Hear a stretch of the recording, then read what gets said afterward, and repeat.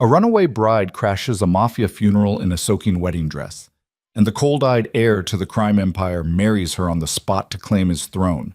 Now trapped between her obsessive ex-fiancé, a dangerous new husband who never smiles, and his seductive younger brother who sees through every lie she tells, Audrey Vale realizes escaping one cage just locked her inside a deadlier one. But the girl who ran barefoot through the rain is about to discover she's stronger than the men trying to own her. If you want to see how far a desperate choice can take you, stay until the end. Hit that like button and drop a comment with your city so I can see how far this story travels. Rain came down like punishment the night Audrey Vale's life split in half. She was 25 years old, barefoot, and running through downtown Providence in a wedding dress that cost more than her childhood home. Mascara bled down her cheeks in black rivers.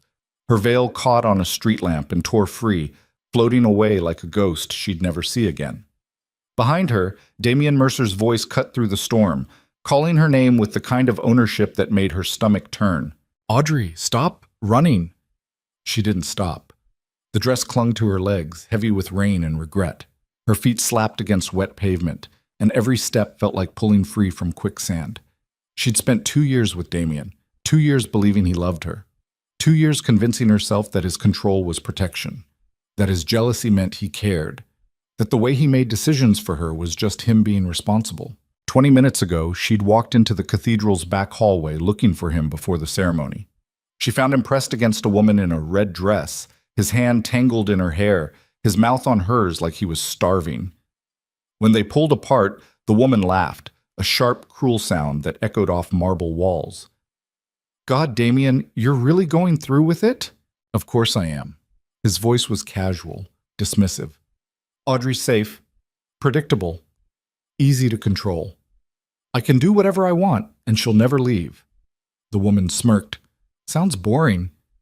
"It is, but boring is useful." Audrey didn't remember making the decision to run. One moment she was frozen in the hallway, and the next she was tearing out the side door into the rain, her bouquet abandoned on the floor like evidence at a crime scene. Now Damian was chasing her, and she didn't have a plan beyond get away. Lightning split the sky. Thunder followed, so close it rattled her ribs. She turned a corner and nearly collided with a wrought iron fence surrounding a massive stone building that looked older than the city itself.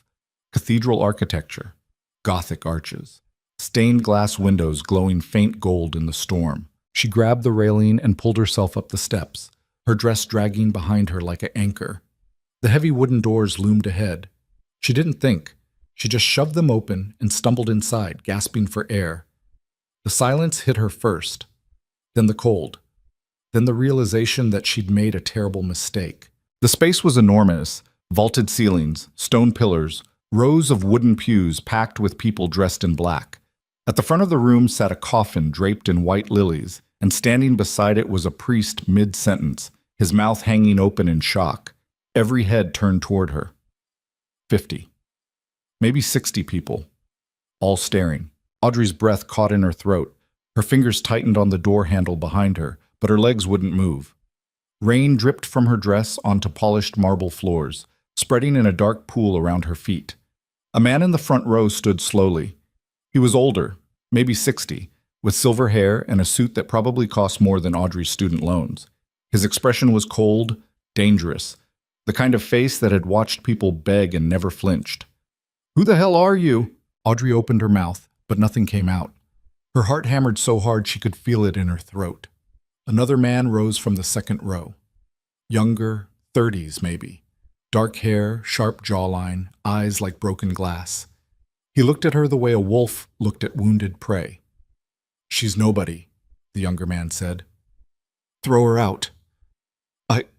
I'm sorry," Audrey finally managed, her voice shaking. "I didn't know." "You interrupted Antonio Duval's funeral," the older man said, his voice low and lethal. "Do you understand what that means?" The name hit her like ice water. Duval. Everyone in Providence knew that name. The family that controlled the docks, the unions, half the politicians in the state.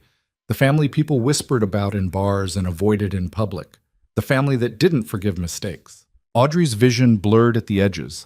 She tried to step backward, but her heel caught on her dress, and she stumbled, catching herself against the doorframe. I'm sorry, she said again, louder this time. I'll leave. The doors behind her exploded open.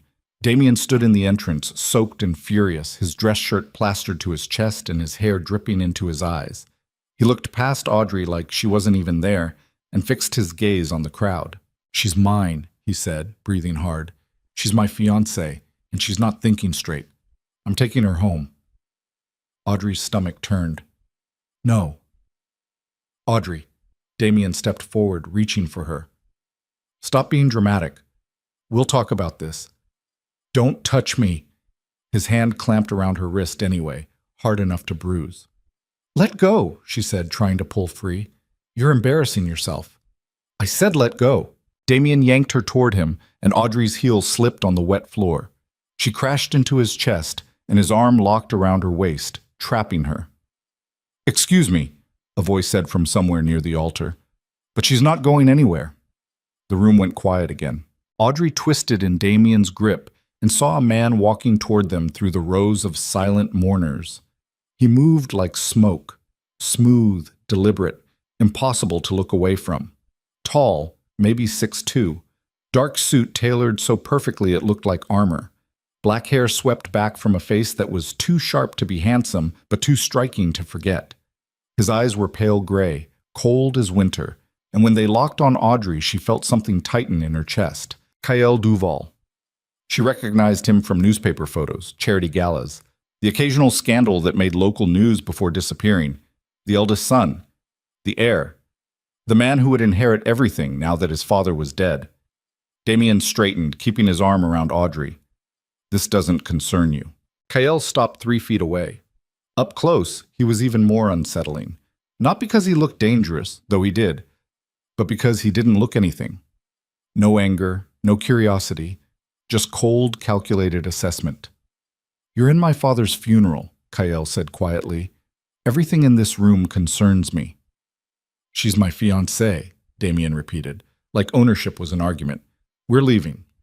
Is that true? Kael asked, his gaze sliding to Audrey. Are you his fiancée? Audrey's throat felt too tight to speak. Damien's fingers dug into her waist, a warning. Yes, Damien answered for her. Now move. Kael tilted his head slightly, studying Audrey with the kind of focus that made her feel like he was peeling back layers she didn't know she had. You're wearing a wedding dress, he said, but no ring. Audrey's left hand was bare. She'd torn the engagement ring off in the car and thrown it out the window somewhere between the cathedral and wherever the hell she'd ended up. She took it off, Damien said quickly. She's upset. We had a fight. I don't care, Kael interrupted. His eyes never left Audrey's face. I'm asking her. For the first time since she'd crashed through the doors, someone was treating her like she could answer for herself. Audrey swallowed hard, her heart pounding. I'm not his fiancée, she said.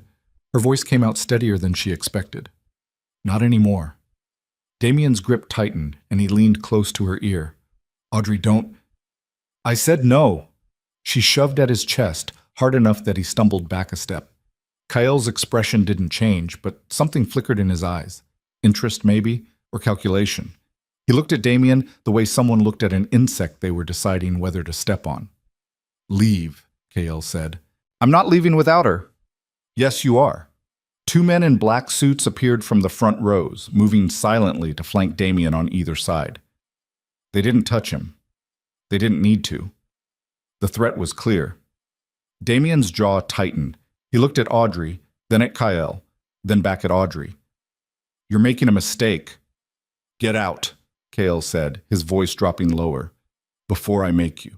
For a moment, Damien looked like he might argue. Then he seemed to remember where he was, who these people were, what they could do without anyone ever finding a body. He stepped back, hands raised in mock surrender. Fine, he said, but this isn't over, Audrey. He turned and walked out into the rain, and the heavy doors swung shut behind him, cutting off the sound of the storm. Audrey stood frozen in the silence that followed. Her dress dripped onto the floor. Her hands were shaking. Every eye in the room was still on her, and she realized with sudden, crushing clarity that she'd just traded one nightmare for another. Kael turned to face the crowd. Continue, he said simply. The priest cleared his throat and picked up where he'd left off, his voice trembling slightly. The mourners slowly turned back toward the altar, and Audrey was left standing in the aisle in a ruined wedding dress, dripping wet and utterly lost. Kyle looked at her again. "Follow me." It wasn't a question. Audrey hesitated, but the alternative was walking back out into the storm with nowhere to go, and Damien probably waiting in the parking lot. So she followed. Kyle led her through a side door into a narrow hallway lined with dark wood paneling and old portraits. Their footsteps echoed.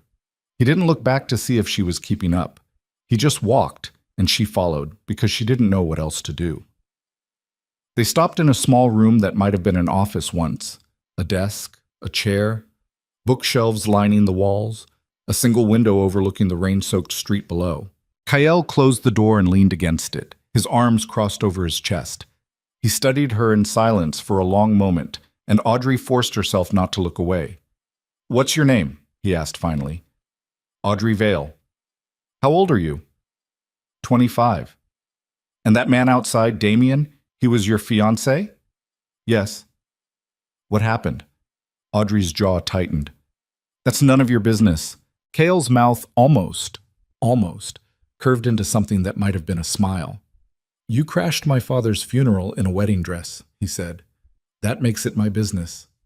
She didn't answer. She was too tired, too overwhelmed, too angry to play whatever game this was. Kyle pushed off the door and walked to the window, his hands in his pockets. "I'm going to ask you a question," he said, his back to her.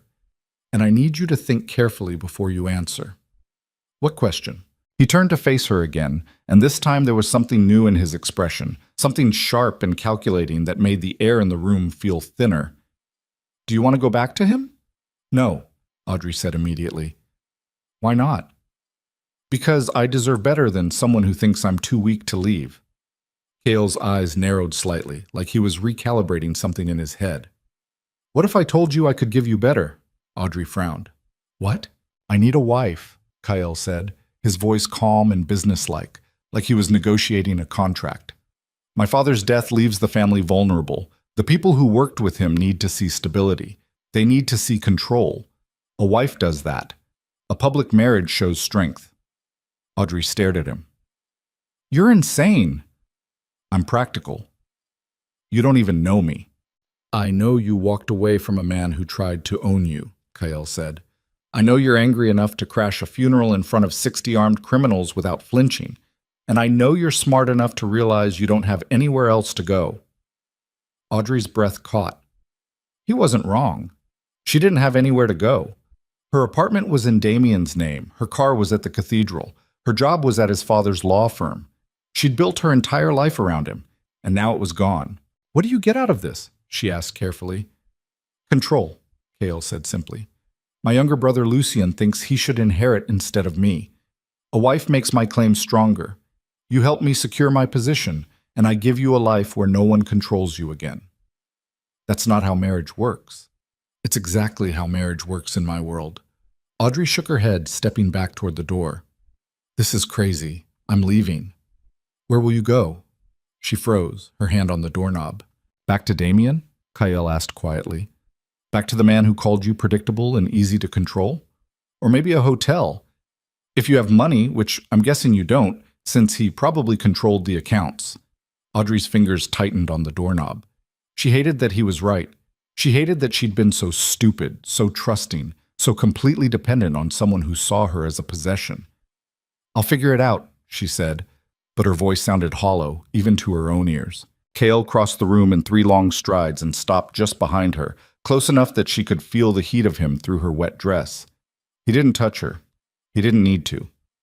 "You walked into this building looking for shelter," he said quietly. "Let me give it to you." "Why?" Audrey turned to face him, her back against the door. "Why me? You could marry anyone." "Because you're already here," Kale said. "And because you're angry. Angry people don't ask questions. They take what they need and survive." Audrey searched his face, trying to find the lie, the manipulation, the trap. But all she saw was cold calculation and something else, something that looked almost like recognition. "What do you want from me?" she asked. "Loyalty," Kyle said. "Play the role, wear my name, help me secure control of this family. In return, you get protection, money, and freedom from the man who tried to break you. And if I say no? Kale stepped back, giving her space.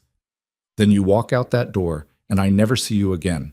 But we both know Damien is waiting outside. And we both know he won't let you go easily. Audrey's chest tightened. She thought of Damien's hand on her wrist, his voice in her ear, the way he'd looked at that woman in the red dress like Audrey was just an obstacle to work around.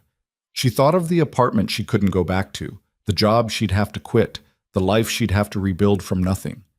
And she thought of Kael Duval, cold, dangerous, offering her a deal that sounded too good to be true because it probably was.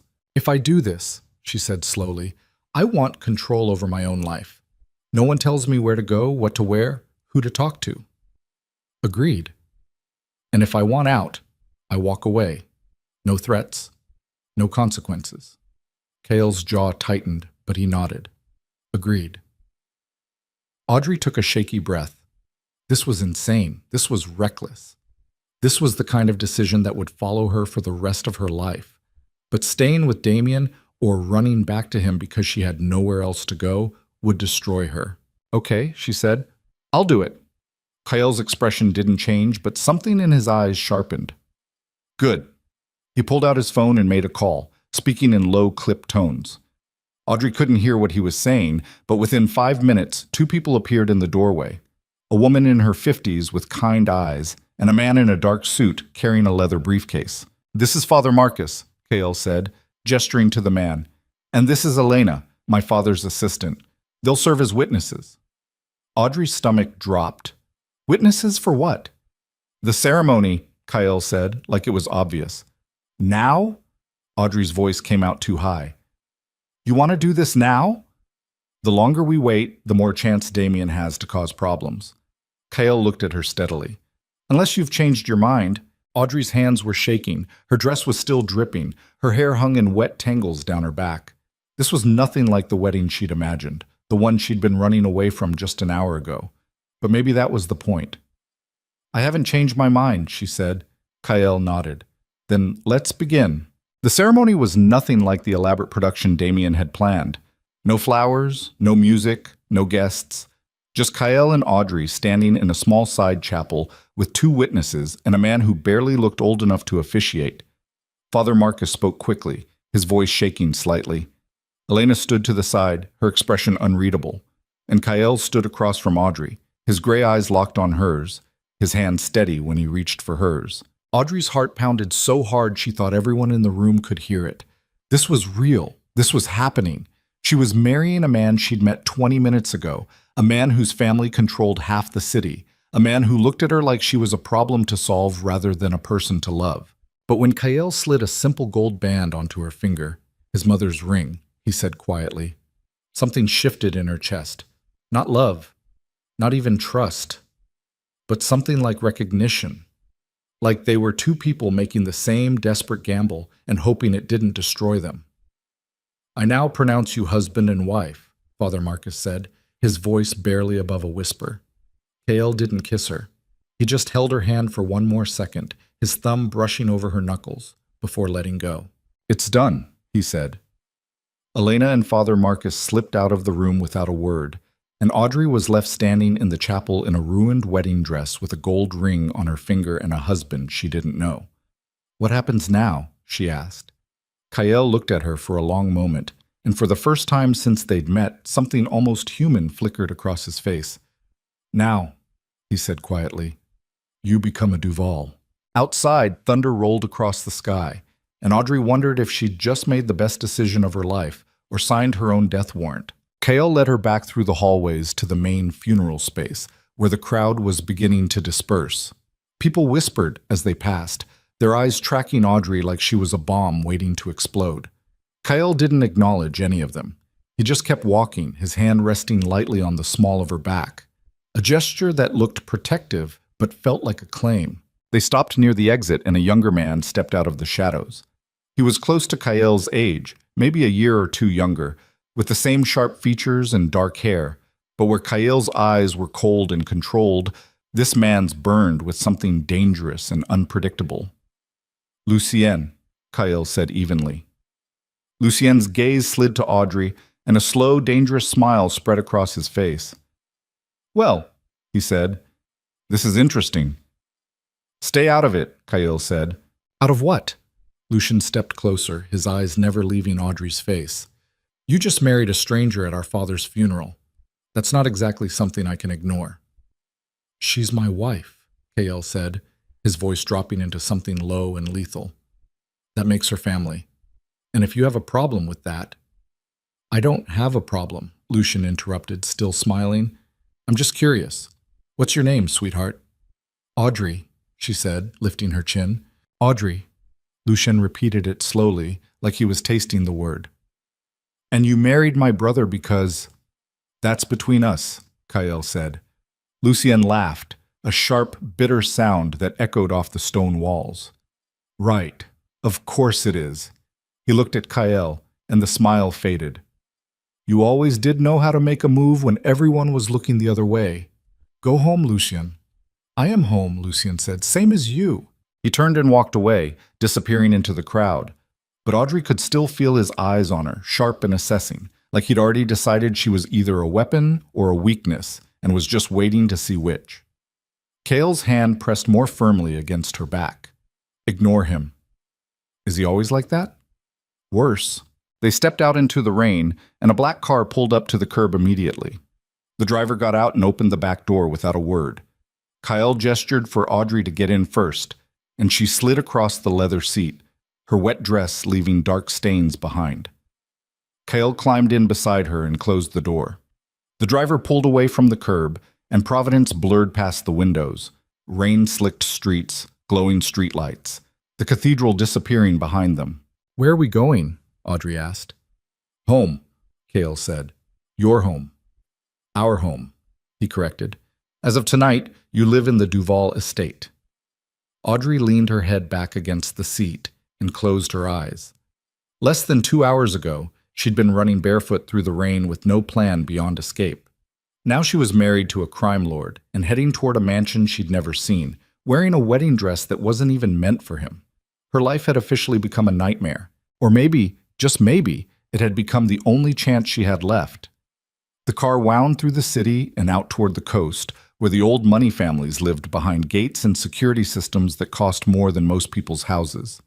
The Duval estate sat at the edge of a cliff overlooking the ocean, a sprawling mansion built from stone and glass that looked more like a fortress than a home. The gates opened automatically as they approached, and the car pulled up to the front entrance.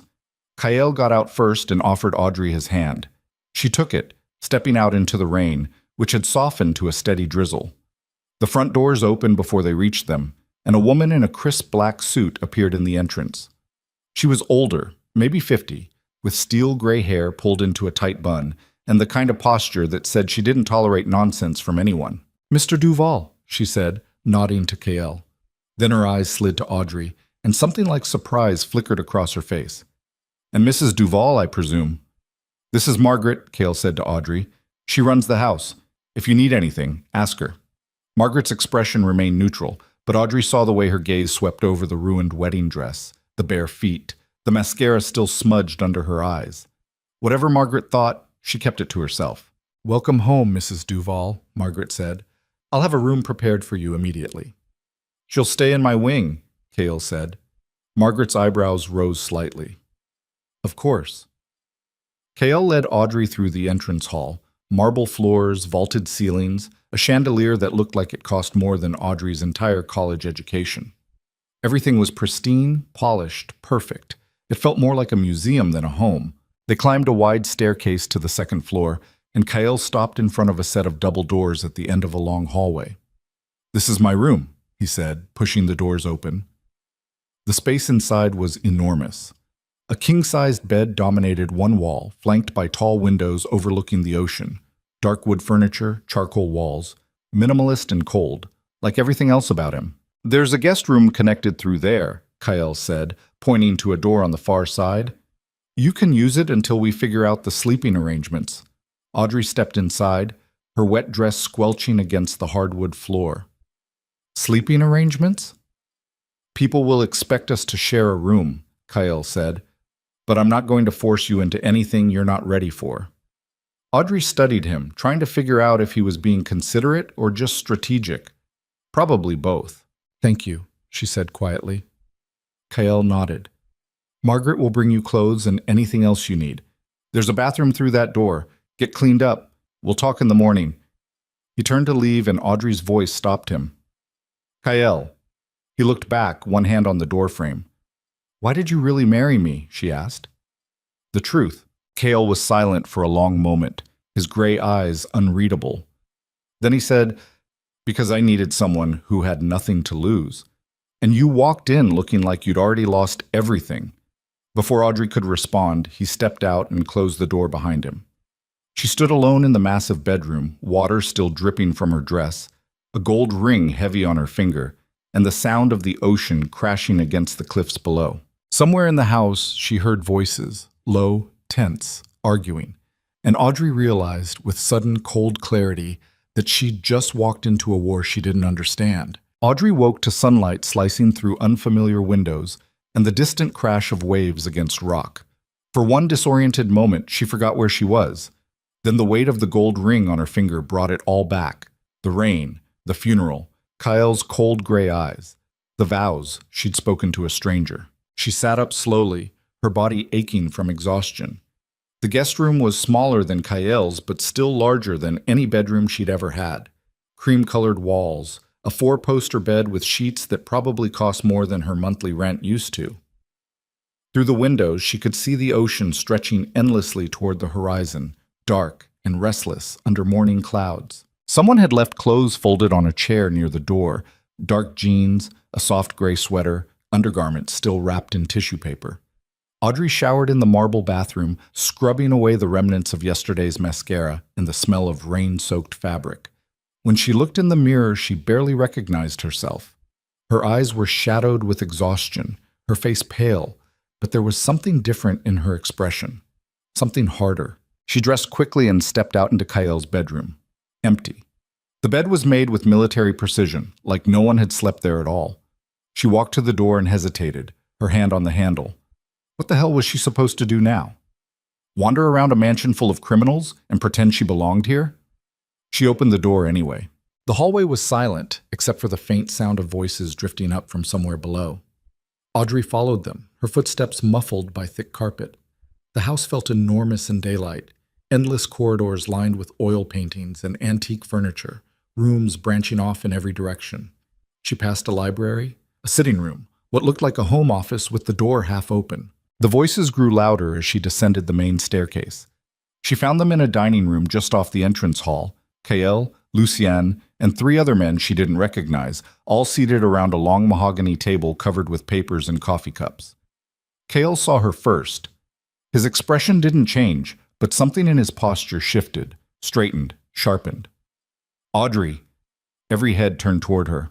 Lucien leaned back in his chair, a slow smile spreading across his face. "Well, good morning, Mrs. Duval." Audrey ignored him and looked at Kael. "Should I come back later?" "No." Kael gestured to an empty chair beside him. "Sit." She walked to the chair and sat, acutely aware of every eye on her. The other men looked like soldiers, hardened faces, cold eyes, the kind of people who'd seen violence and stopped flinching. One of them had a scar running from his temple to his jaw. Another had knuckles that looked like they'd been broken and healed wrong multiple times. "This is Vincent, Marcus, and Rafe," Kael said, nodding to each man in turn. "They handle security and operations. This is my wife, Audrey." The word wife hung in the air like a challenge. Vincent, the one with the scar, studied her with open suspicion. "No offense, boss, but where the hell did she come from?" "That's not your concern," Kael said flatly. "It is if she's a liability." "She's not." "You married her at the funeral," Marcus said, his voice rough as gravel. "In front of half the family. People are asking questions." "Let them ask," Kael said. Lucien laughed, a sharp, bitter sound. "Oh, they're doing more than asking. Antonio's old guard thinks you've lost your mind. Mateo's already making noise about leadership changes. And Uncle Vince can go to hell," Kael interrupted. "He's calling for a family meeting," Lucien continued, like Kael hadn't spoken. "Tonight. He wants to discuss succession." Kael's jaw tightened. There's nothing to discuss. I'm the eldest. The business is mine. Is it? Lucien leaned forward, his eyes glittering with something dangerous. Because from where I'm sitting, you just handed them ammunition. You married a stranger without consulting anyone. That doesn't look like strength, brother. That looks like desperation. The air in the room turned sharp. Audrey could feel the tension coiling tighter with every word. Careful, Cale said, his voice dropping into something low and lethal. Or what? Lucien shot back. You'll remind me you're in charge? That you're the heir? That Dad trusted you more? He laughed again, uglier this time. Dad's dead, Cale, and trust doesn't mean shit if the family thinks you're unstable. Cale stood so fast his chair scraped against the floor. Get out. Lucien rose slowly, his smile never wavering. Gladly. He looked at Audrey, and his expression shifted into something almost curious. Welcome to the family, Audrey. Hope you survive it. He walked out and the room exhaled. Vincent cleared his throat. He's not wrong, boss. People are talking. Then shut them up, Cale said. It's not that simple. Make it simple. Cale's tone left no room for argument. We're done here. Get back to work. The three men stood and filed out without another word, leaving Kyle and Audrey alone in the dining room. Cale braced his hands on the table, his head bowed, breathing slow and controlled like he was forcing himself calm. Audrey waited, unsure if she should speak or leave or pretend she hadn't just witnessed whatever the hell that was. Finally, Cale straightened and looked at her. You need to understand something, he said. This family doesn't tolerate weakness. If they think you're a problem, they'll remove you. Remove me, Audrey repeated. You mean kill me? Yes. The word landed like a fist to the stomach. Audrey's hands tightened in her lap.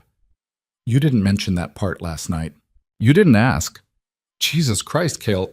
You wanted out of your old life, he said, cutting her off. This is the cost.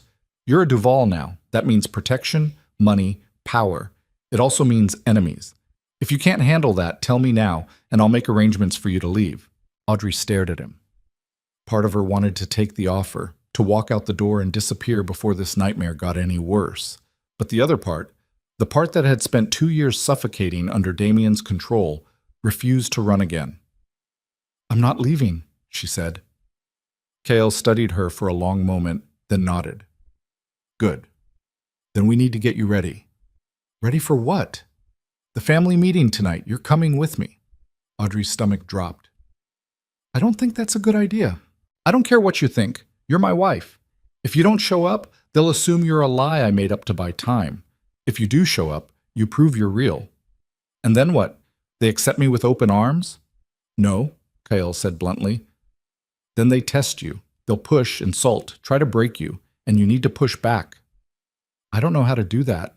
Yes, you do. Cale stepped closer, his gray eyes locked on hers. You stood up to Damien last night. You crashed a funeral full of armed men and didn't flinch. You have fire in you, Audrey. You just need to stop hiding it. Audrey swallowed hard. What if I can't? Then we're both dead. He said it so calmly, so matter-of-factly, that it took Audrey a second to process.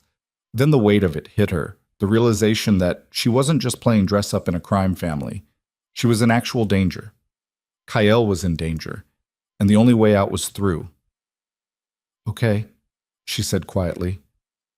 Tell me what to do. Cale's expression softened, just barely, just for a second. Survive, he said. That's all you need to do. The rest of the morning passed in a blur of preparation. Margaret appeared with more clothes, a sleek black dress that fit perfectly, heels that made Audrey 3 inches taller, jewelry that felt like armor. A stylist arrived to fix her hair and makeup, transforming her from exhausted runaway into something polished and dangerous. When Audrey looked in the mirror, she barely recognized herself. The woman staring back looked like she belonged in this world, confident, composed, untouchable. It was a lie, but it was a convincing one. Kyle found her in the guest room an hour before they were supposed to leave. He changed into a dark suit, his hair slicked back, every inch of him radiating control. He looked her over once, his gaze clinical, assessing. You look the part, he said. Is that a compliment? It's a fact. He pulled something from his pocket, a slim black box, and handed it to her. Wear this. Audrey opened the box. Inside was a necklace, a single diamond pendant on a platinum chain, simple and devastatingly expensive. "It was my mother's," Kyle said. "People will recognize it. It sends a message." Audrey's fingers trembled slightly as she lifted the necklace from the box. "What message?" "That you're mine." The word settled over her like a brand. Audrey turned and lifted her hair so Kyle could fasten the clasp. His fingers brushed the back of her neck, warm, steady, and she felt a shiver run down her spine that had nothing to do with fear. "There," he said, stepping back. "Now you're ready." The family meeting was held at a private club downtown, the kind of place that didn't advertise, didn't have a sign, and only opened its doors to people with the right last name. Kyle's driver pulled up to a nondescript brick building, and two men in black suits opened the car doors before the engine even cut off. Kyle got out first and offered Audrey his hand. She took it, stepping onto the sidewalk in her heels, the diamond pendant cold against her skin. "Stay close," Kyle murmured. "Don't speak unless someone addresses you directly. And if anyone tries to intimidate you, look them in the eye and don't back down." "That's it? That's the plan?" "That's the plan." They walked through a heavy steel door into a narrow hallway lined with more men in suits. No one stopped them, but Audrey felt every pair of eyes tracking her movement. They climbed a staircase to the second floor and entered a large private room with leather chairs arranged in a circle and windows overlooking the street below. 15 people were already there. Men mostly, though Audrey spotted two women near the back, both older, both watching her with the kind of sharp assessment that made her skin prickle. Lucien stood near the bar, a glass of whiskey in hand, his expression unreadable. And at the center of the room, seated in the largest chair like a king on a throne, was an older man with iron gray hair and a face carved from stone. "Uncle Vince," Audrey guessed. Kyle's hand pressed lightly against her back, guiding her forward. They stopped a few feet from Vince's chair, and Kyle inclined his head slightly. Not a bow, but an acknowledgement. "Uncle," Kyle said. Vince's cold eyes swept over Audrey, taking in every detail, the dress, the heels, the necklace. "So it's true," he said. "You actually married her." "I did." "At Antonio's funeral?" "Yes." Vince's jaw tightened. "That was disrespectful." "It was necessary." "Necessary." Vince stood slowly, and the room seemed to shrink around him. He was shorter than Kale, but broader, built like a man who'd spent his life breaking things. "You want to tell me why it was necessary to marry a stranger none of us have vetted? A woman with no family connections, no background in this life, no reason to be standing in this room?" "She's my wife," Kyle said evenly. "That's all the reason she needs." "Bullshit." Vince stepped closer, his gaze boring into Kyle. "You're trying to solidify your claim before anyone can challenge it. You think a wedding ring makes you legitimate?" "I think being Antonio's eldest son makes me legitimate." "Your father's dead," Vince said, "and leadership isn't inherited, it's earned." The room went silent. Audrey could feel the weight of every eye on them, waiting to see what Kyle would do. "Are you challenging me?" Kyle asked, his voice dangerously quiet. Vince smiled, a cold, humorless expression. "I'm reminding you that this family has rules. And one of those rules is that we don't make reckless decisions without consulting the people who've bled for this organization." "Then consider yourself consulted," Kyle said. "I'm married. I'm in control. And if anyone has a problem with that, they can take it up with me directly." Vince's eyes flicked to Audrey. "And what about her? What does she bring to this family besides a pretty face?" Audrey's pulse spiked. Kale had told her to stay quiet, but she could feel the challenge hanging in the air, the test he'd warned her about. If she stayed silent, she'd look weak. If she spoke, she'd better make it count. She lifted her chin and met Vince's gaze head on. "I bring loyalty," she said, "which is more than I can say for people who question their own family at the first opportunity." The room rippled with shock. Somewhere near the bar, Lucien choked on his whiskey. Vince's expression darkened. "You've got a mouth on you." "You asked a question," Audrey said. "I answered it." "Audrey, Kyle started, but she kept going. "You want to know what I bring to this family? I bring the ability to see through bullshit. And right now I'm looking at a man who's more interested in tearing Kale down than protecting what his brother built."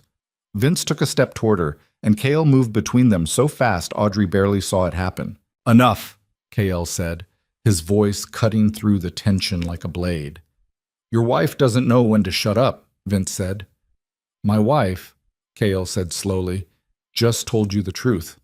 If you can't handle that, it's not her problem."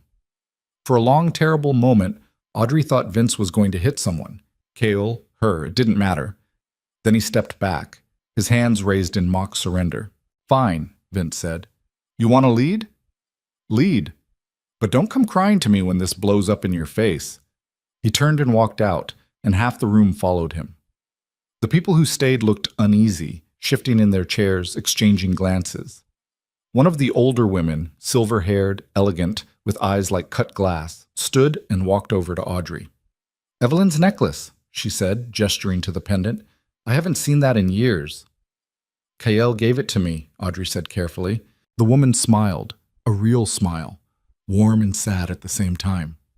"She would have liked you. She didn't take shit from anyone either." She extended her hand. "I'm Sophia, Antonio's sister." Audrey shook her hand, relief flooding through her. "Nice to meet you. You've got guts, girl. That's good. You're going to need them." Sophia glanced at Kael. "Take care of her, nephew. She's the first interesting thing to happen to this family in years." Sophia left, and the rest of the room slowly emptied until only Kael, Audrey, and Lucien remained. Lucien walked over, still holding his whiskey, his eyes bright with something that might have been amusement. "Well," he said, "that was entertaining." "Shut up, Lucien," Kael said. "I'm serious. She just told Uncle Vince to go fuck himself in front of the entire family. That takes balls." "Or stupidity," Kael muttered. Lucien's gaze slid to Audrey, and his smile sharpened. "I like her." "You don't get to like her," Kael said. "Why not? She's family now, isn't she?" Lucien took a step closer, and Audrey caught the scent of whiskey and expensive cologne. "Tell me, Audrey, do you always have a death wish, or is today special?" "I don't have a death wish," Audrey said. "I just don't see the point in pretending to be something I'm not." Lucien laughed, loud and genuine this time. "Oh, I really like her." "Lucien," Kael said, his voice dropping into a warning. "Relax, brother. I'm just getting to know my new sister-in-law." Lucien's eyes stayed on Audrey, sharp and assessing. "You know, you're either the smartest person in this room or the dumbest. I haven't decided which yet." "Neither have I," Audrey said. Lucien grinned. "See? I told you I liked her." Kael grabbed Audrey's arm, not hard, but firm enough to make his point. "We're leaving." He pulled her toward the door, and Audrey glanced back to see Lucien watching them with that same dangerous smile, like he'd just found a new toy to play with. The drive back to the estate was silent.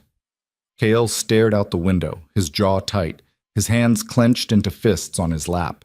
Audrey could feel the anger radiating off him in waves. "You told me to push back," she said finally. "I told you to push back if someone tested you," Kael said. "I didn't tell you to pick a fight with the most dangerous man in the room." "He was insulting you." "I don't care." "Well, I do." Audrey turned in her seat to face him. "You married me to make yourself look stronger. If I sit there like a statue and let people walk all over you, what's the point?" Kael finally looked at her, his gray eyes blazing. "The point is staying alive. You think Vince is just going to forget what you said? You think he's going to let that slide? If he tries something, isn't that your problem?" "It's our problem," Kael snapped. "You're in this now, Audrey. Every move you make reflects on me. Every word you say puts a target on both our backs." Audrey's chest tightened with frustration. "Then maybe you should have explained that before dragging me into a room full of criminals and expecting me to figure it out on my own." Kael's jaw worked, and for a second she thought he might actually yell. Then he turned back to the window and said nothing. They didn't speak for the rest of the drive. Back at the estate, Audrey went straight to the guest room and slammed the door behind her. She kicked off her heels, tore off the necklace, and threw it on the dresser. Her hands were shaking, from anger, from fear, from the adrenaline crash that came from realizing she'd just gambled her life in front of a room full of people who could make her disappear without a trace. She sat on the edge of the bed and dropped her head into her hands. What the hell was she doing? A knock sounded on the door. Audrey didn't answer. "It's me!"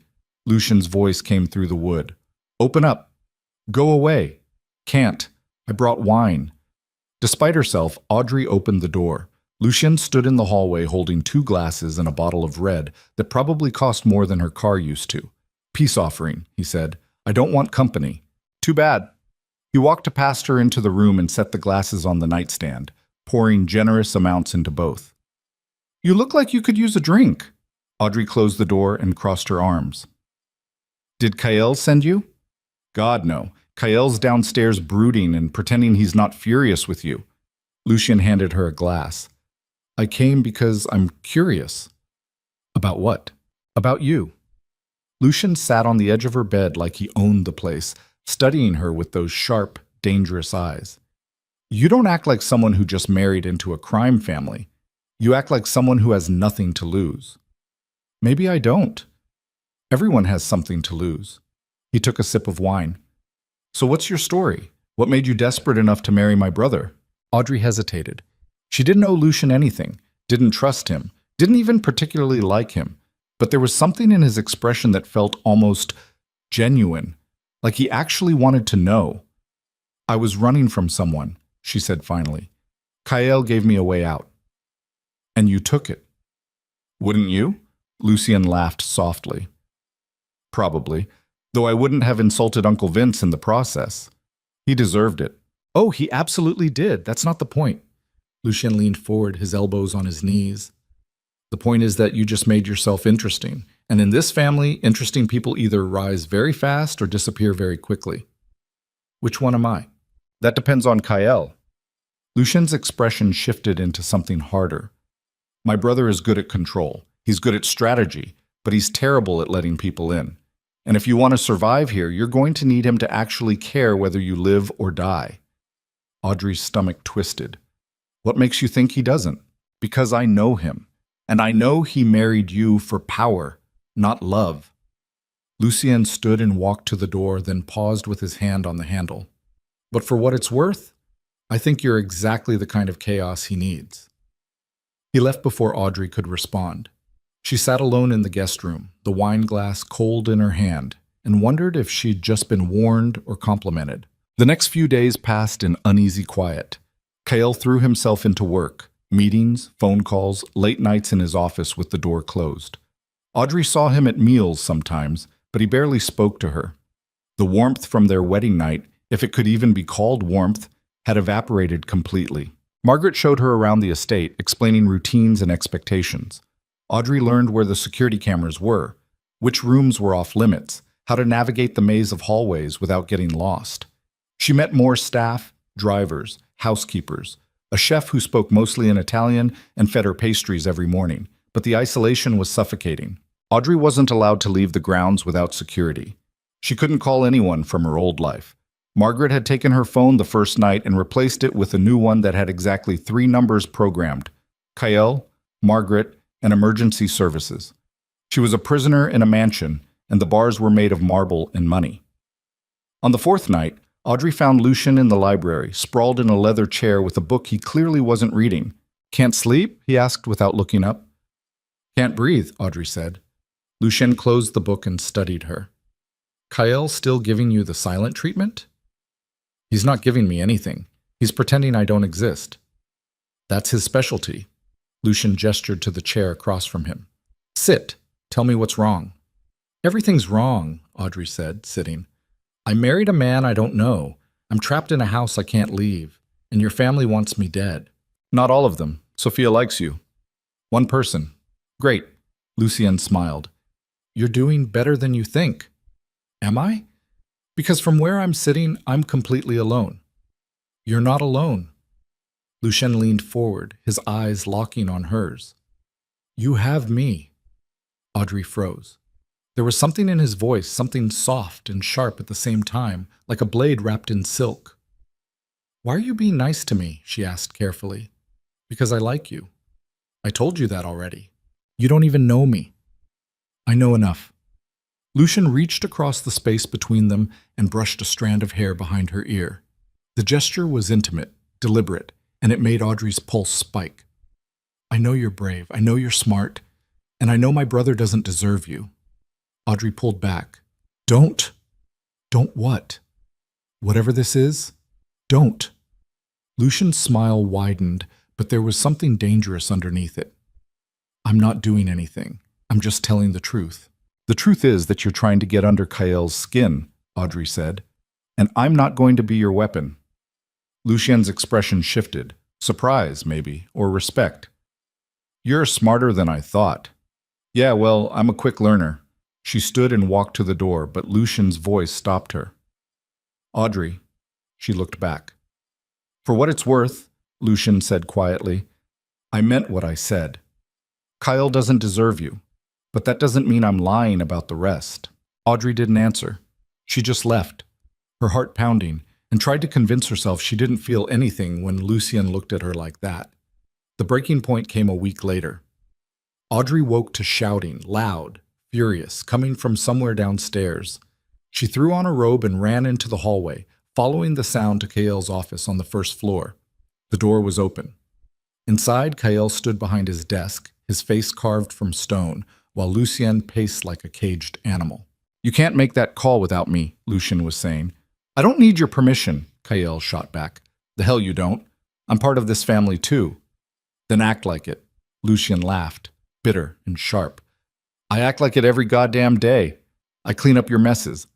I handle the jobs you're too busy to deal with, and you still treat me like a fucking errand boy. Because you act like one. The words landed like a punch. Lucian stopped pacing, his hands clenched into fists. Say that again, he said quietly. You heard me.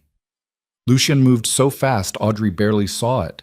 1 second he was across the room, the next he had Kael pinned against the desk, his forearm pressed to Kael's throat. You want to tell me I'm useless? Lucian snarled. After everything I've done? After every time I've bled for this family while you sit in Dad's chair pretending you earned it? Kael shoved him back, hard enough that Lucian stumbled. I did earn it. Bullshit. You inherited it because you were born first. That's not earning. That's luck. Then challenge me, Kael said, his voice cold and deadly. Go ahead, Lucian. Call a vote. See if the family backs you over me. Lucian's jaw tightened. Maybe I will. Then do it. Stop hiding behind insults and actually make a move. For a terrible moment, Audrey thought Lucian might actually hit him. Then Lucian's gaze flicked past Kael and landed on her, standing frozen in the doorway. His expression changed, softened, just slightly. What's the point? Lucian said, stepping back. You've already got everything you want. He walked past Audrey without another word, his shoulder brushing hers as he left. Kael slumped against the desk, his breathing ragged. Are you okay? Audrey asked quietly. Get out, Kael said without looking at her. Kael, I said get out. His voice cracked like a whip, and Audrey flinched. She turned and left, her chest tight with something she couldn't name. She found Lucian on the back terrace, smoking a cigarette and staring out at the ocean. You shouldn't be here, he said without turning. Neither should you. Lucian laughed softly. Fair. Audrey walked to the railing and stood beside him, close enough to feel the heat of the cigarette smoke curling between them. What was that about? Family business. Bullshit, that was personal. Lucian took a drag and exhaled slowly. You're getting too good at reading people. It's not hard when you're all screaming at each other. He smiled, but it didn't reach his eyes. Kael and I have been fighting since we were kids. Nothing new. It looked new. Lucian turned to face her, and the intensity in his gaze made her breath catch. You want to know the truth? I'm tired. I'm tired of being second. I'm tired of watching him take credit for work I do. And I'm especially tired of pretending I don't care. Then why do you stay? Because he's my brother, and no matter how much I hate him, I can't just walk away. Audrey understood that, the complicated, tangled mess of loyalty and resentment that came with family. She'd felt it with her own parents, before they died and left her alone at 19. For what it's worth, she said quietly, I don't think he takes you for granted. Yes, he does. He just doesn't realize it. Lucian dropped the cigarette and crushed it under his heel, then turned to face her fully. They were close. Too close. Audrey could smell the smoke on him, see the exhaustion in his eyes. Why are you really here, Audrey? He asked. I told you. You look like you needed company. No. I mean, why are you here in this house with Kael? Audrey's pulse quickened. I don't understand. Yes, you do. Lucian reached up and touched her face, just barely, his thumb brushing her cheekbone. You're too smart to believe this marriage is real, so what are you getting out of it? Freedom, Audrey said, her voice barely above a whisper. From what? From being invisible. Something in Lucian's expression cracked, just for a second, just enough for Audrey to see the loneliness underneath. I know that feeling, he said softly. They stood like that, frozen in the space between something dangerous and something inevitable. And Audrey realized with sudden, terrifying clarity that Lucien wasn't just trying to get under Kael's skin. He was trying to get under hers. And it was working. Before she could say anything, the terrace door opened and Kael stepped out. He stopped when he saw them, Lucien's hand still on Audrey's face, the space between them too small, too intimate. Kael's expression went completely blank. Get away from my wife, he said, his voice quiet and lethal. Lucien dropped his hand and stepped back, but the damage was already done. Kael's eyes burned with something Audrey had never seen before. Not anger, not control, but raw, unfiltered jealousy. We need to talk, Kael said, his gaze locked on Audrey. Kael, now. He turned and walked back inside, and Audrey had no choice but to follow, her heart pounding, knowing that whatever came next was going to change everything. Kael didn't stop walking until they reached his office. He held the door open, waiting, and Audrey stepped inside with her pulse hammering in her throat. The door closed behind them with a sound like a vault sealing shut. For a long moment, neither of them spoke. Kael stood with his back to her, one hand braced against his desk, his shoulders rigid with tension. Audrey could see the muscles in his jaw working, like he was physically restraining himself from saying something he couldn't take back. How long? He asked finally, his voice dangerously quiet. How long what? How long have you been fucking my brother? The accusation hit her like a slap. I haven't Don't lie to me. Kael turned, and the look in his eyes made her take a step back. I saw you. I saw the way he touched you, the way you let him. He brushed my cheek, Kael. That's it. That's it? Kael laughed, a harsh, bitter sound. You were alone with him on the terrace in the middle of the night. You were close enough to kiss. And you're telling me that's nothing? It is nothing. Then why didn't you pull away? Audrey opened her mouth and found she didn't have an answer, because the truth was she hadn't pulled away. She'd stood there, frozen, feeling something dangerous coil between them. That's what I thought, Kael said. You don't get to do this, Audrey said, her own anger rising now. You don't get to ignore me for a week, treat me like I don't exist, and then act like I've betrayed you because your brother showed me 5 seconds of basic human kindness. Lucien doesn't do kindness. He does manipulation. Maybe. But at least he talks to me. Kael's expression hardened. Is that what you want? Someone to talk to? Someone to make you feel special? I want someone to treat me like a person instead of a chess piece. You knew what this was. Kael stepped closer, his voice dropping lower. You knew this was a business arrangement. I gave you money, protection, a name. What the hell more do you want from me? I want you to act like you give a shit whether I'm here or not. The words came out louder than she intended, echoing off the walls. Kael stared at her, something flickering in his eyes that might have been surprise or might have been pain. I married you, he said quietly. I put my name on you in front of my entire family. How is that not giving a shit? Because you did it for yourself, Audrey said. Not for me. You needed a wife to solidify your power, and I happened to walk through the door at the right time. That's it. That's all I am to you. You don't know what you are to me. Then tell me. Kael's jaw tightened. He looked like he wanted to say something real, something vulnerable. But the words wouldn't come. Instead, he turned away, his hands clenched into fists at his sides. Get out, he said. Kael, I said get out. Audrey stood frozen for one more second, her chest aching with frustration and something else she couldn't name.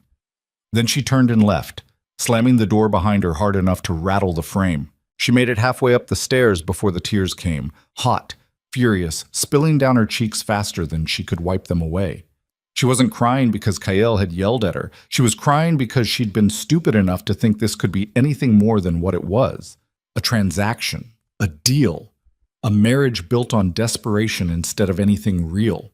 She locked herself in the guest room and didn't come out for the rest of the night.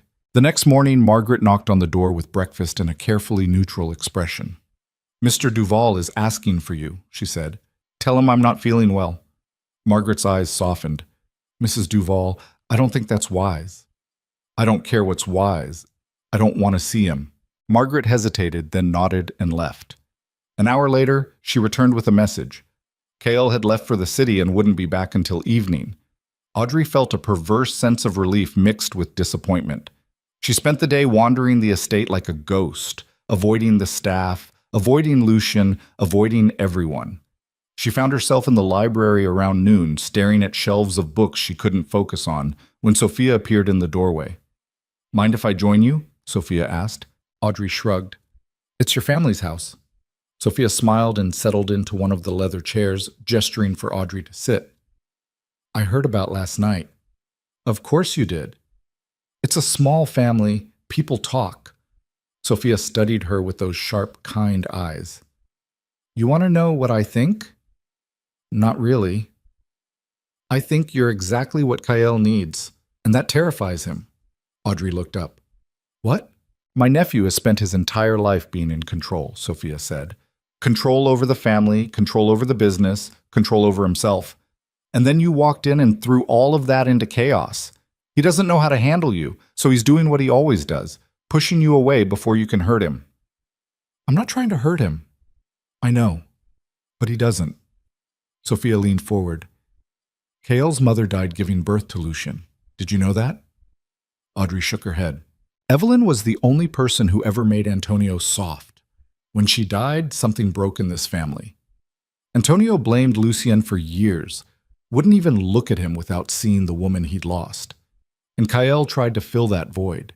He became the perfect son, the responsible one, the heir. But underneath all that control is a terrified boy who's convinced that loving someone means losing them." Audrey's throat tightened. "Why are you telling me this?" "Because you need to understand what you're up against. Kyle will push you away. He'll hurt you. He'll make you feel like you don't matter. But it's not because he doesn't care. It's because he cares too much, and he doesn't know how to survive it." Sophia stood and walked to the door, then paused. "Give him time. And don't let Lucien get in your head. That boy is brilliant and charming and absolutely lethal when he wants to be." She left, and Audrey sat alone with the weight of everything she'd just learned pressing down on her chest. Kyle returned that evening looking like he hadn't slept. He found Audrey in the garden, sitting on a stone bench near the roses, and stopped a few feet away like he wasn't sure if he was allowed to get closer. "We need to talk," he said. "I'm listening." Kale sat down beside her, careful to leave space between them. He stared at his hands for a long moment before speaking. "I was out of line last night," he said. "I shouldn't have accused you of something that didn't happen." "But you believe it could happen." "I don't know what I believe." Kale's voice was rough, tired. "I just know that seeing you with Lucien made me feel things I don't know how to handle." "What things?" "Jealousy, anger, fear." He finally looked at her, and the rawness in his eyes made her breath catch. "I don't want to care about you, Audrey. I don't want to need you, but I do, and it's making me insane." Audrey's chest ached. "You have a terrible way of showing it." "I know." "So what now?" Kyle reached over and took her hand, tentative, uncertain, like he was afraid she'd pull away. "Now we try to figure out how to make this work. Not as a business arrangement, as something real." Audrey wanted to believe him. She wanted to trust that the man sitting beside her was the same one who'd married her in a private chapel and looked at her like she mattered. But trust was a luxury she couldn't afford. "Okay," she said quietly, "but no more shutting me out." "No more shutting you out," Kyle agreed. They sat like that, hands clasped, the ocean crashing against the cliffs below, and for the first time since she'd walked into this family, Audrey felt like maybe she wasn't completely alone. The fragile peace lasted exactly 3 days. On the 4th morning, Audrey woke to raised voices downstairs. She found Kyle and Vincent in the entrance hall, both of them looking grim. "What's going on?" Audrey asked. Kale's expression was unreadable. Get dressed. We're leaving in 20 minutes. Where are we going? The city. There's been a development. He didn't explain further and Audrey didn't push. She dressed quickly in dark jeans and a sweater, pulling her hair into a ponytail. When she came back downstairs, Kyle was already waiting by the car, his phone pressed to his ear, his expression carved from stone. The drive into Providence was tense and silent. Kale spent the entire time on the phone, speaking in clipped sentences that told Audrey nothing. Vincent drove, his eyes constantly flicking to the rearview mirror like he expected trouble. They pulled up to a nondescript office building downtown, and Kyle led her inside to an elevator that required a keycard to operate.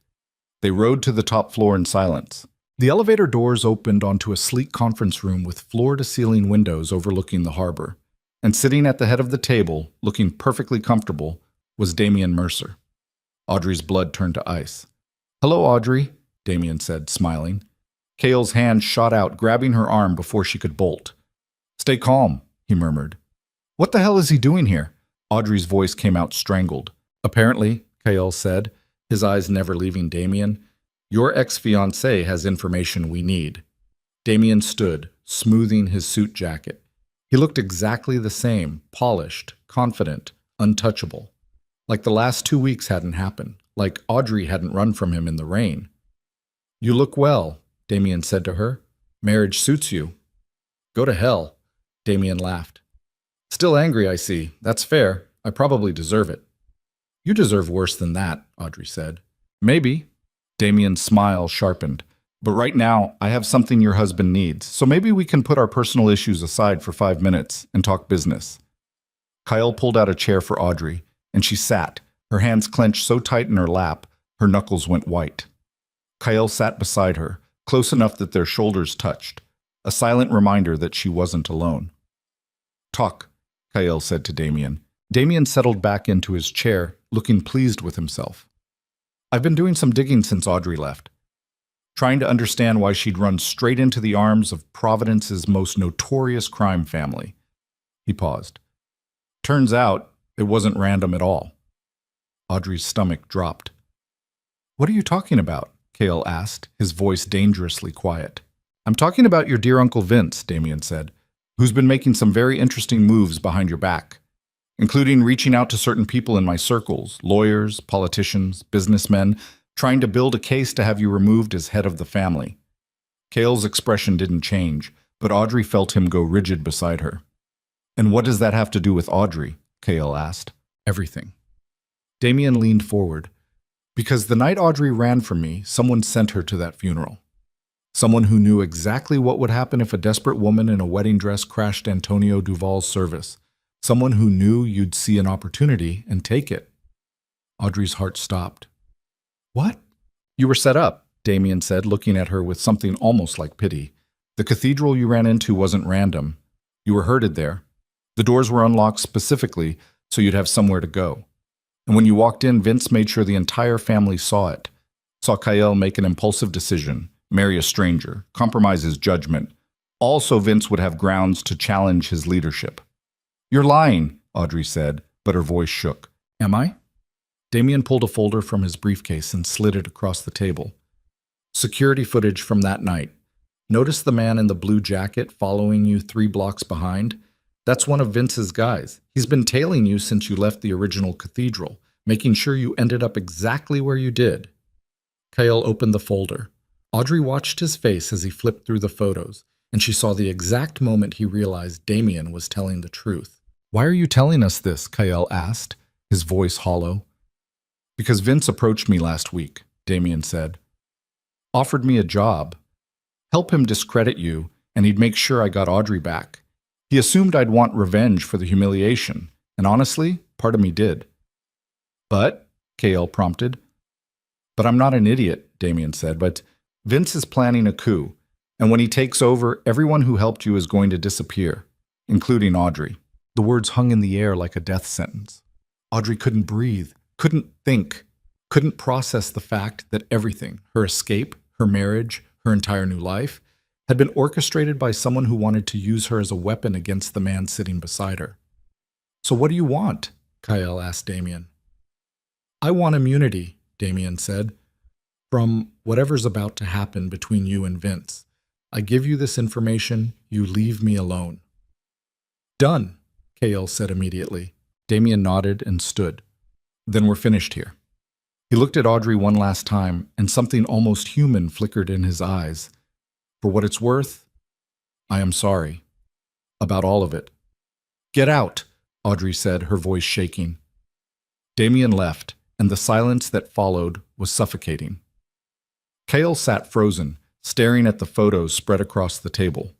Audrey could see his mind working, calculating, trying to figure out how to salvage a situation that was already falling apart. I need to think, Kyle said finally. Kyle, not now. He stood abruptly, the chair scraping against the floor. I need to figure out what the hell to do about this. We need to figure it out, Audrey corrected. This affects both of us. No, it affects me. You were just a pawn. The words landed like a punch. Audrey stood, her hands shaking. That's not fair. Fair? Kyle turned on her, and the look in his eyes was devastating. You want to talk about fair? I married you because I thought you were real. I thought you were someone who needed help, someone I could trust, and it turns out you were just bait in my uncle's trap. I didn't know. It doesn't matter, Kale's voice cracked. Don't you see? It doesn't matter if you knew or not. The damage is done. Vince used you to make me look weak, and now the entire family is questioning my judgment. So what are you saying? Audrey's voice came out small, broken. Kale's jaw worked. He looked at her like he was trying to memorize her face, and when he spoke, his voice was hollow. I'm saying I made a mistake, and I need to fix it. What does that mean? It means we need to end this, quietly, before Vince can use it against me any further. Audrey felt something crack inside her chest. You want a divorce. I want to survive, Kale said. And right now, staying married to you is a death sentence for both of us. You said we'd figure this out together. That was before I knew the truth.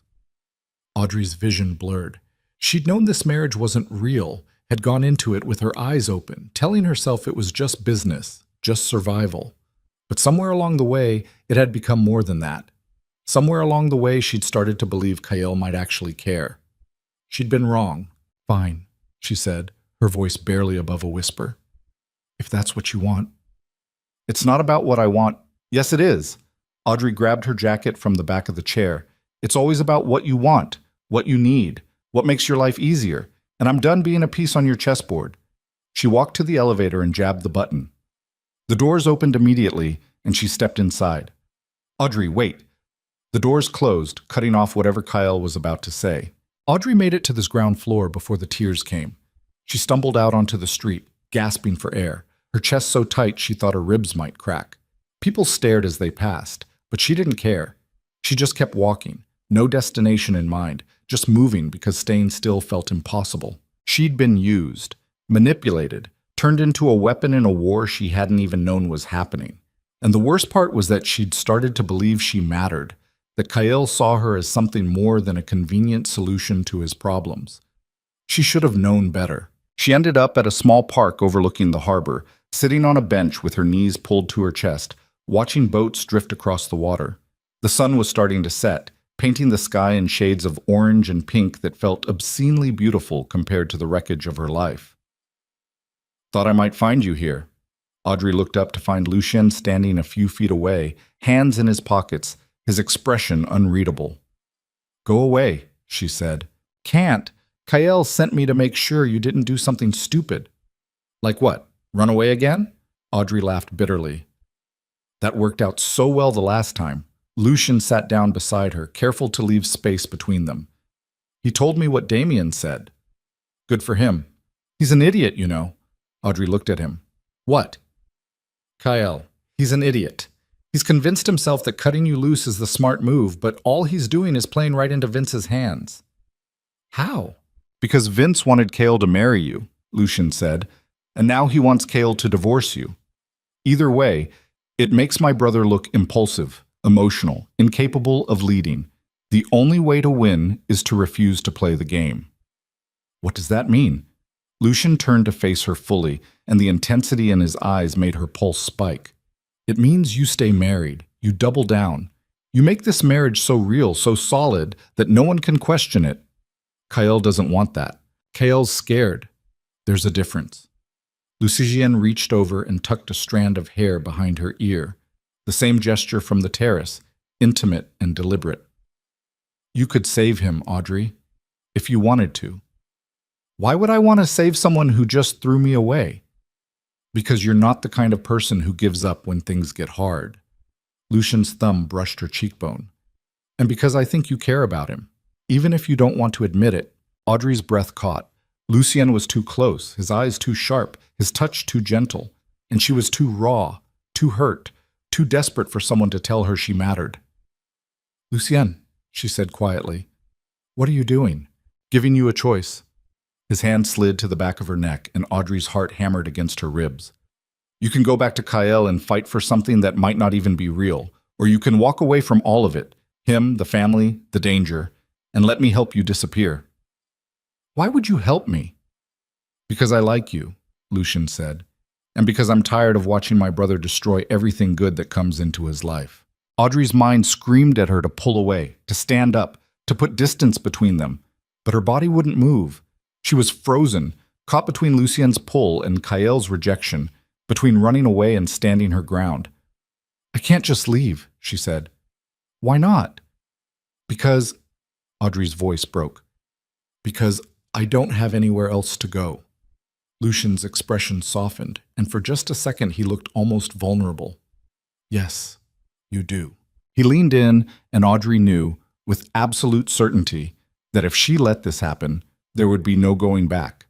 Kissing Lucien would destroy whatever fragile thing existed between her and Kael. It would prove to the family that she was exactly what Vince wanted them to believe. A distraction, a weakness, a woman who couldn't be trusted. But Kael had already made his choice. He'd already pushed her away. So why shouldn't she let herself fall? Lucian's mouth was an inch from hers when a voice cut through the air like a blade. Get away from my wife. Audrey jerked back, her heart slamming into her throat. Kael stood 10 feet away, his chest heaving, his gray eyes burning with something wild and desperate. Lucien stood slowly, his hands raised. We were just talking. Bullshit. Kael closed the distance between them in 3 long strides. You were trying to take something that doesn't belong to you. She's not a possession, Kael. I know exactly what she is. Kael's voice dropped low and dangerous. And she's mine. Then maybe you should have thought of that before you told her you were ending the marriage, Lucien shot back. Kael's jaw tightened. That's between me and Audrey. Is it? Because from where I'm standing, you just gave her up. And if you're not going to take care of her, someone should. The punch happened so fast, Audrey almost missed it. 1 second Lucien was standing, and the next he was on the ground, blood streaming from his nose. Kael stood over him, his fist still clenched, breathing hard. She's my wife, Kael said, his voice shaking. And if you touch her again, I'll kill you. Lucien wiped blood from his face and laughed, ragged and bitter. You're unbelievable. Get out of here, Kael said. Gladly. Lucien stood, his eyes locking on Audrey one last time. The offer stands. When you're ready to leave, I'll help you. He walked away, and Audrey was left standing alone with Kael, the air between them crackling with tension and unspoken words. Are you okay? Kael asked, his voice rough. No, Audrey said. I'm not okay. You told me you wanted to end this. You told me staying married to me was a death sentence, and now you're punching your brother because he got too close? I shouldn't have said that. Which part? The part where you threw me away, or the part where you called me yours? Kael flinched. All of it. I was scared, and I took it out on you. That's not good enough. Audrey's voice cracked. I've spent my whole life letting men control me, and I'm not doing it anymore. Not with Damien, not with Lucien, and not with you. Then what do you want? I want the truth. Audrey stepped closer, forcing Kael to look at her. Do you actually care about me, or am I just a convenient solution to your problems? Kael stared at her, and for the first time since she'd met him, she saw the mask crack completely. I care, he said, his voice breaking. God help me, I care so much it's tearing me apart. Then prove it. How? Fight for me, Audrey said. Stop pushing me away every time you get scared. Stop treating me like I'm disposable.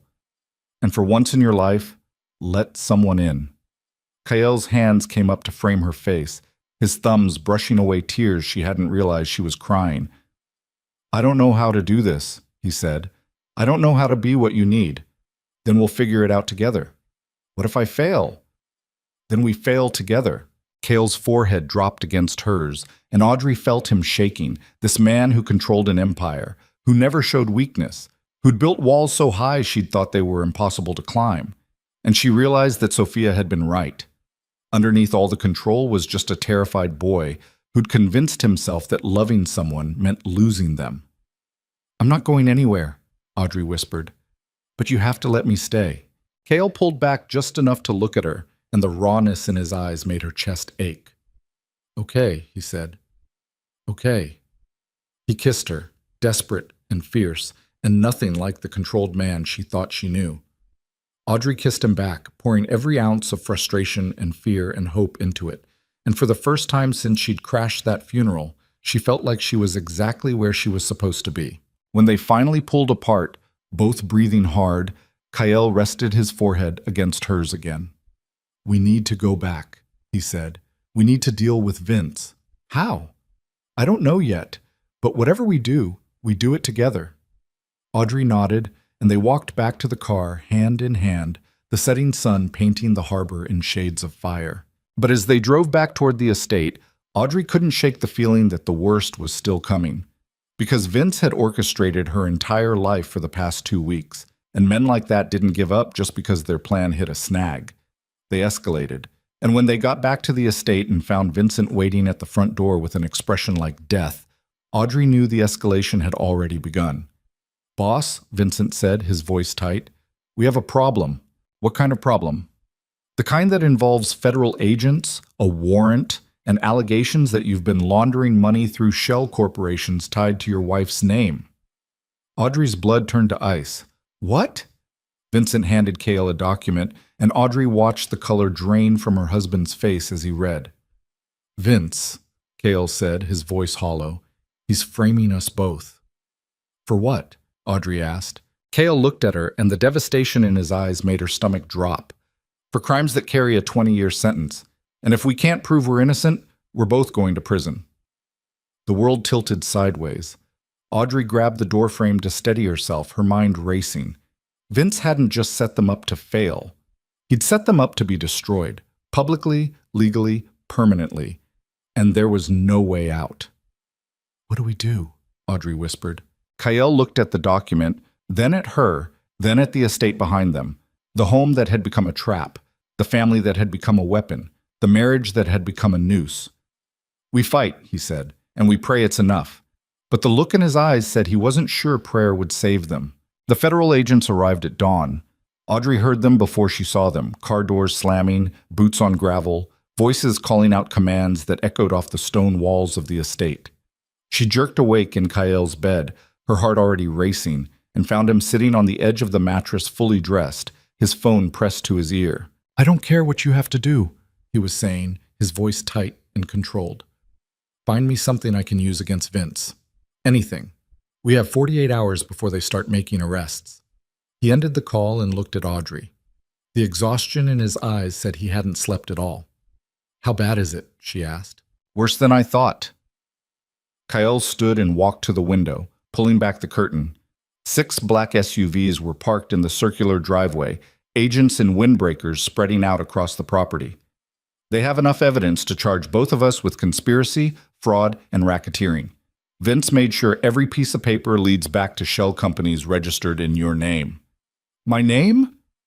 Audrey's stomach dropped. "How is that possible? I've never registered a company in my life." "Doesn't matter. Someone forged your signature, set up accounts, made it look like you've been helping me launder money since before we even met." Kael's jaw tightened. "It's brilliant, actually. Destroy my credibility, frame my wife as a criminal, and take over the family while we're both in prison." "There has to be a way to prove it's fake." "There is. If we can get access to Vince's private records." Kael turned to face her. "But that means breaking into his office. Tonight." Audrey stared at him. "That's insane. It's the only option we have." "Kael, if we get caught, then we're dead anyway. He crossed the room and took her hands, his grip firm and steady. I know I've given you every reason not to trust me, but I need you to trust me now. Can you do that? Audrey searched his face, the sharp angles, the gray eyes that had gone from cold to desperate. The man who'd married her in a private chapel and was now asking her to risk everything to save them both. Yes, she said. I trust you. Relief flickered across his expression. Good, then get dressed. We have work to do. The plan was reckless and depended on too many variables Kyle couldn't control. Vince kept his private records in a safe in his home office, a penthouse apartment downtown with security cameras, armed guards, and a building manager who reported directly to him. Breaking in would require bypassing electronic locks, avoiding surveillance, and cracking a safe that probably cost more than most people's cars. Kyle had people working on the logistics.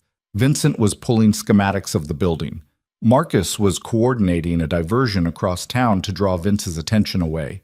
And Rafe was somehow acquiring equipment that Audrey didn't want to think too hard about. But the most dangerous part of the plan fell to Audrey herself. You need to keep Vince distracted, Kyle said, as they sat in his office surrounded by blueprints and security footage. Long enough for me to get in and out. How am I supposed to do that? By walking into his apartment and confronting him. Audrey's pulse spiked. You want me to face him alone? Not alone. Vincent will be with you, and I'll be listening through a wire the entire time. But Vince needs to believe you're desperate enough to make a deal. What kind of deal? You give him dirt on me in exchange for immunity. Kyle's expression was unreadable.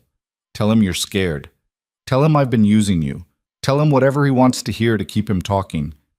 And if he doesn't believe me, then you improvise. Kyle stood and pulled something from his desk drawer, a small device no bigger than a button. This is a wire. Vincent will help you place it. Everything you say, I'll hear.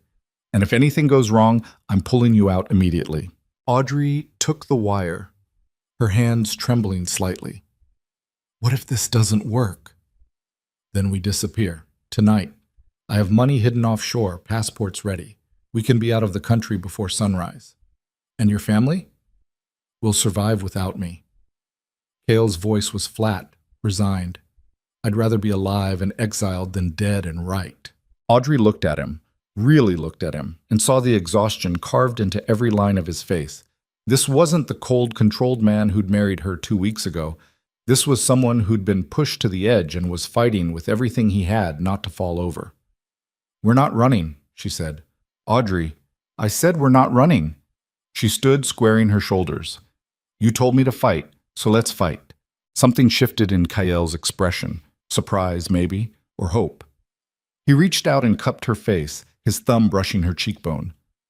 You're terrifying, he said quietly. Good. Maybe that'll keep me alive. He kissed her, hard and desperate, like he was trying to memorize the taste of her. When he pulled back, his forehead rested against hers. If this goes wrong, it won't. But if it does, Kyle continued, his voice rough, I need you to know that marrying you was the best decision I've ever made, even if it destroys me. Audrey's throat tightened. Don't talk like that. I'm serious. You walked into my life and turned everything upside down, and I wouldn't change a single second of it. Kyle, I love you, he said, and the words landed like a confession. I don't know when it happened or how, but I do, and I needed to say it before we do this. Audrey's eyes burned.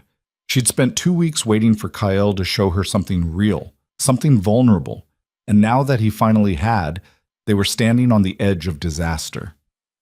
I love you too, she whispered. Kyle kissed her again, softer this time, like he was trying to pour everything he couldn't say into the press of his mouth against hers. Then he pulled back, his expression hardening into something sharp and lethal. Let's go to war, he said. Vince's penthouse was in the financial district, all glass and steel and obscene wealth. Audrey stood in the lobby with Vincent beside her, the wire hidden beneath her blouse, her pulse hammering in her throat. Security cameras tracked their movement as they crossed to the elevator. You ready? Vincent asked quietly. No. Good. Means you're smart. He pressed the button for the top floor. Remember, you're scared, desperate, willing to betray Kyle to save yourself. Make him believe it.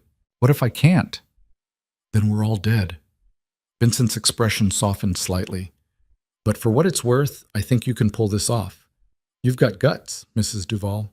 The elevator climbed, and Audrey's stomach dropped with every floor. She thought about Kyle, somewhere in the building's maintenance tunnels with Marcus and Rafe, preparing to break into Vince's private office. She thought about everything that could go wrong, the guards discovering them, the safe being impossible to crack, Vince realizing this was a setup. She thought about prison, about losing everything, about never seeing Kyle again. The elevator doors opened onto a private vestibule. Two guards stood flanking a set of double doors, both armed, both watching Audrey and Vincent with cold suspicion. "We're here to see Vince," Vincent said. "Does he know you're coming?" "No, but he'll want to hear what we have to say." The guard spoke into a radio, waited for confirmation, then opened the doors. "He'll see you, but you're getting searched first." They patted Vincent down and found nothing. When they searched Audrey, her heart nearly stopped, but the wire was small enough and well hidden enough that they missed it. The guard waved them through. Vince's apartment was obscene, floor-to-ceiling windows overlooking the city, marble floors, furniture that looked like it belonged in a museum. And sitting in a leather chair near the window, a glass of whiskey in hand, was Vince himself. "Well," he said, smiling. "This is unexpected." Vincent stepped forward. "The girl wants to talk." "Does she?" Vince's eyes slid to Audrey, assessing. "And what does Mrs. Duval want to talk about?" Audrey forced herself to meet his gaze. "I want immunity." Vince's smile widened. "From what?" "From whatever charges you're planning to file against me. I know you're the one who set up those shell companies. I know you forged my signature, and I know you're using me to destroy Kyle." "Those are serious accusations." "They're the truth." Vince stood and walked toward her, slow and deliberate. "Let's say you're right. Let's say I did all those things. Why would I give you immunity?" "Because I can give you Kyle." Audrey's voice shook, but she kept going. "I can testify against him. Tell the feds everything I know about his operations. Make sure he goes to prison for the rest of his life." Vince stopped a few feet away, studying her. "You'd betray your husband?" "He's not my husband. He's my captor." Audrey let her voice crack, let the fear show through. "I didn't choose this marriage. He forced me into it, and I'm not going to prison for a man who treats me like property." "Interesting." Vince circled her slowly, like a predator evaluating prey. "And what makes you think I need your testimony?" "I already have enough evidence to bury Kyle." "But you don't have me," Audrey said. "And if I walk into federal court and tell them I was coerced, manipulated, threatened, your entire case falls apart, because I become a victim instead of an accomplice." Vince stopped circling and looked at Vincent. "Did you know about this?" "No, sir," Vincent lied smoothly. "She came to me an hour ago, said she needed to talk to you directly." Vince turned back to Audrey. "You've got balls, girl. I'll give you that." "I've got survival instincts," Audrey corrected. "And right now they're telling me that cutting a deal with you is smarter than going down with Kyle." "Smart girl." Vince walked back to his chair and sat down, gesturing for Audrey to sit across from him. "So, tell me, what exactly do you know about Kyle's operations?" Audrey sat, her heart pounding so hard she could hear it in her ears. In her mind, she heard Kyle's voice through the wire. "Keep him talking. Whatever he asks, answer. Just buy me time." "I know he's been moving money through offshore accounts," Audrey said, pulling details from conversations she'd overheard. "I know he has contracts with shipping companies that transport more than just legal cargo, and I know he pays off city officials to look the other way." "Names," Vince said. "I need names." Audrey rattled off the names Vincent had fed her before they came, real enough to sound credible, vague enough not to actually incriminate anyone who didn't deserve it. Vince listened, his expression unreadable, occasionally asking questions that Audrey answered with the right mix of fear and desperation. And all the while she watched the clock on the wall, counting down the minutes Kyle needed to get into the safe and get out. 10 minutes passed, then 15, then 20. Vince leaned back in his chair, studying her. "You know what I think?" "What?" "I think you're full of shit." Audrey's blood turned to ice. "Excuse me?" "I think Kyle sent you here to distract me." Vince's smile turned cold. "I think this entire conversation is a setup, and I think you're wearing a wire." "I'm not." Vincent, Vince said, his voice cutting through the air like a blade. Search her. Properly this time. Vincent hesitated for just a second, long enough for Audrey to see the conflict in his eyes, and then he stepped forward. I'm sorry, he murmured as he reached for her. Before Vincent could touch her, the lights went out. The entire apartment plunged into darkness. Somewhere in the building, alarms started screaming. Vince swore, and Audrey heard him moving, his chair scraping against the floor. What the hell? Fire alarm, one of the guards shouted from the doorway. We need to evacuate. It's not a fire, Vince snarled. It's KL. Lock down the building, now. Audrey didn't wait to hear the rest. She bolted for the door, her hands outstretched in the darkness, feeling her way along the wall. Someone grabbed her arm and she screamed, but it was Vincent. This way, he hissed, pulling her through the chaos. Stairs, go. They ran through the vestibule and into the stairwell, the emergency lights casting everything in sickly red.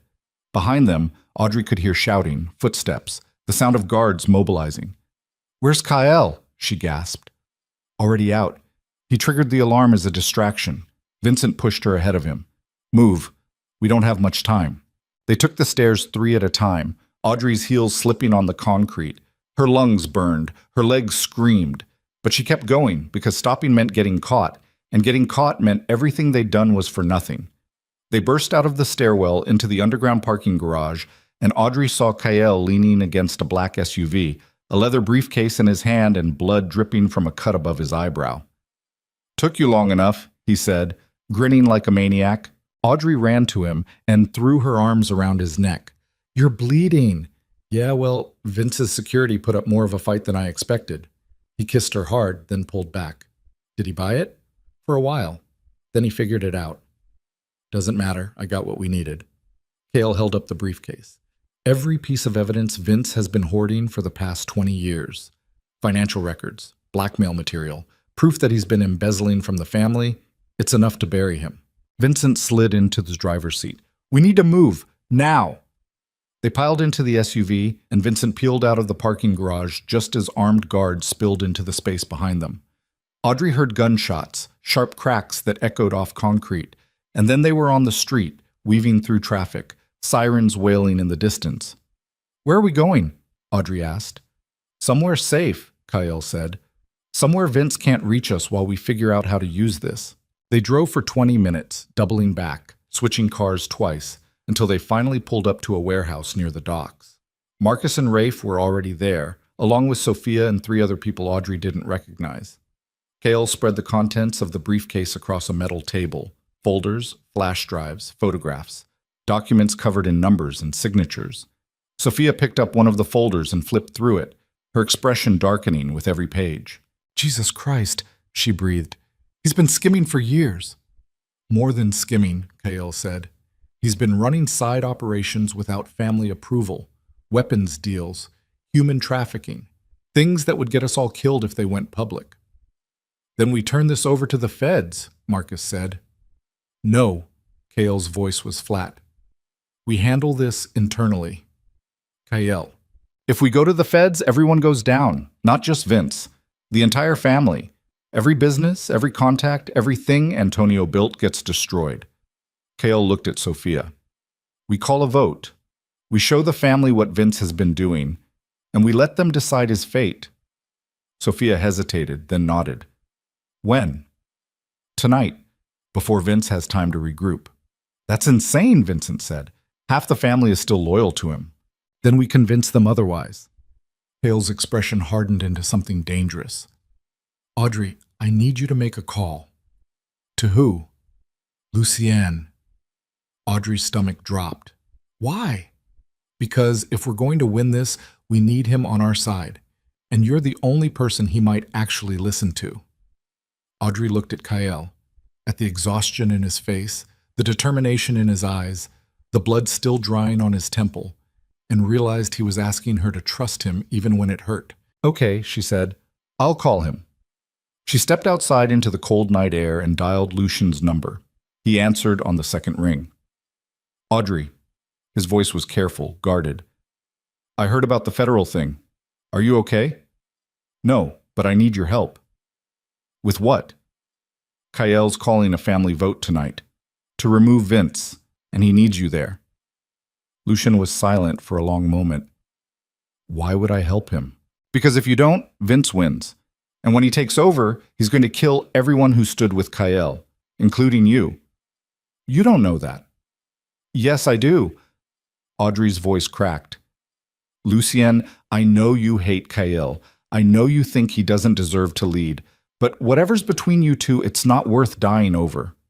What makes you think I'd die? Because Vince doesn't leave loose ends, and you're the biggest loose end there is. Lucien exhaled slowly. Where's the vote? The old cannery, midnight. I'll think about it. Lucien, I said I'll think about it. His voice softened. For what it's worth, I hope you survive this. He hung up, and Audrey stood alone in the darkness, staring at the phone, wondering if she'd just saved Lucien's life or sealed her own fate. The old cannery smelled like rust and salt water. It had been abandoned for decades, but the Duval family still used it for meetings that needed to stay off the books. Audrey stood beside Kael in the center of the massive space, surrounded by 50 people who looked like they'd rather be anywhere else. Vince stood across from them, flanked by his own guards, his expression carved from stone. The rest of the family filled in the space between elders, enforcers, people whose loyalty could go either way depending on who made the better argument. Sophia stepped forward, acting as mediator. We're here because Kael has brought evidence against Vince. Serious evidence. Before we take a vote, everyone needs to see what we're dealing with. Kael gestured to Marcus, who set up a laptop connected to a projector. Images flashed across the warehouse wall. Bank statements, shipping manifests, photographs of Vince meeting with people no one in the family should ever deal with. For the past 10 years, Kael said, his voice echoing off metal walls, Vince has been stealing from this family, running operations we never approved, putting all of us at risk for his own profit. That's a lie, Vince said calmly. Is it? Kael pulled up a document, a transfer record showing millions of dollars moving through offshore accounts registered to shell companies. This is your signature, Uncle, on every page, forged. Then explain the photographs. Another image flashed, Vince shaking hands with a known arms dealer. Explain the recordings. Kael played an audio clip of Vince negotiating a weapons deal that violated every treaty the family had ever signed. The room erupted in whispers. People exchanged glances, shifting uncomfortably. Audrey could feel the tide turning. This is all fabricated, Vince said, but his voice had lost its edge.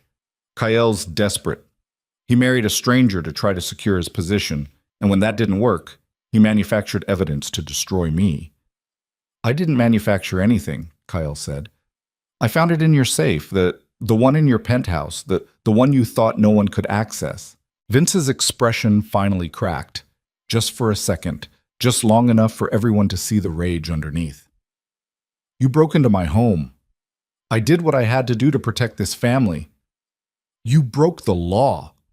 So did you. Kael stepped forward. The difference is, I did it to save us. You did it to line your pockets. Vince moved so fast no one had time to react. He pulled a gun from his jacket and aimed it directly at Kael's chest. You arrogant little shit, Vince snarled. You think you can waltz in here and destroy everything I've built? Audrey's heart stopped. Around them, guns appeared. Vince's men drawing on Kael's men drawing on Vince's. Everyone caught in a standoff that could explode into violence with one wrong move. Put the gun down, Vince, Sophia said, her voice steady. No. Vince's hand didn't waver. I've spent 30 years cleaning up Antonio's messes. 30 years doing the dirty work no one else wanted to touch.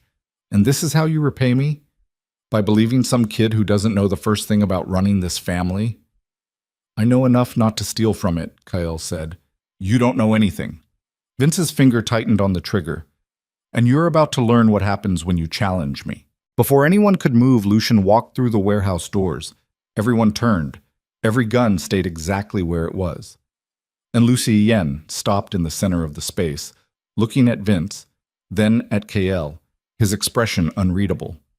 Lucien, Vince said, relief flooding his voice. Thank God. Help me deal with this. Lucien was silent for a long, terrible moment. Then he looked at Kael. Is it true? Lucien asked. Everything you just showed us? Yes. And you can prove it? I can prove all of it. Lucien's jaw tightened. He looked at Vince, and something shifted in his expression, something that looked almost like pity. Lower the gun, Uncle, Lucien said quietly. What? I said lower the gun. Lucien stepped between Vince and Kael, forcing Vince to either shoot through him or back down. This is over. You don't know what you're doing. Yes, I do. Lucien's voice was steady, final. I'm choosing my brother over you. The warehouse went silent. Vince stared at Lucien like he'd been struck. Then his face twisted into something ugly and desperate. You're making a mistake, Vince said. Maybe. Lucien looked back at Kael, and for the first time since Audrey had met him, she saw something real in his eyes. Not rivalry, not resentment, but something like respect. But it's my mistake to make. Vince lowered the gun. Sophia stepped forward. All in favor of removing Vince from his position and exiling him from the family? Hands went up around the warehouse. Not everyone. Some of Vince's loyalists stayed silent, but enough. More than enough. It's decided, Sophia said. Vince, you have 24 hours to leave Providence. If you're still here after that, you're no longer under family protection. Vince looked at the faces around him. People he'd known for decades. People he'd bled with. People who were now turning their backs on him. He holstered his gun and walked toward the exit, his footsteps echoing in the silence. At the door, he stopped and looked back at Kael. This isn't over, he said. Yes, Kael said quietly. It is. Vince left, and the warehouse exhaled. Audrey's legs nearly gave out, but Kael caught her, his arm wrapping around her waist. It's over, he murmured into her hair. It's finally over. But as the family began to disperse, Lucien walked over to them, his expression hard. We need to talk, Lucien said to Kael. Alone. Anything you have to say, you can say in front of Audrey. Lucien glanced at her, then back at Kael. Fine. I helped you tonight because it was the right thing to do. But don't think for a second that this changes anything between us. I don't. Good. Lucien's jaw tightened. Because I meant what I said before. You don't deserve her, and one day she's going to figure that out. He walked away before either of them could respond. Audrey looked up at Kael. He's wrong, you know. About what? About you not deserving me.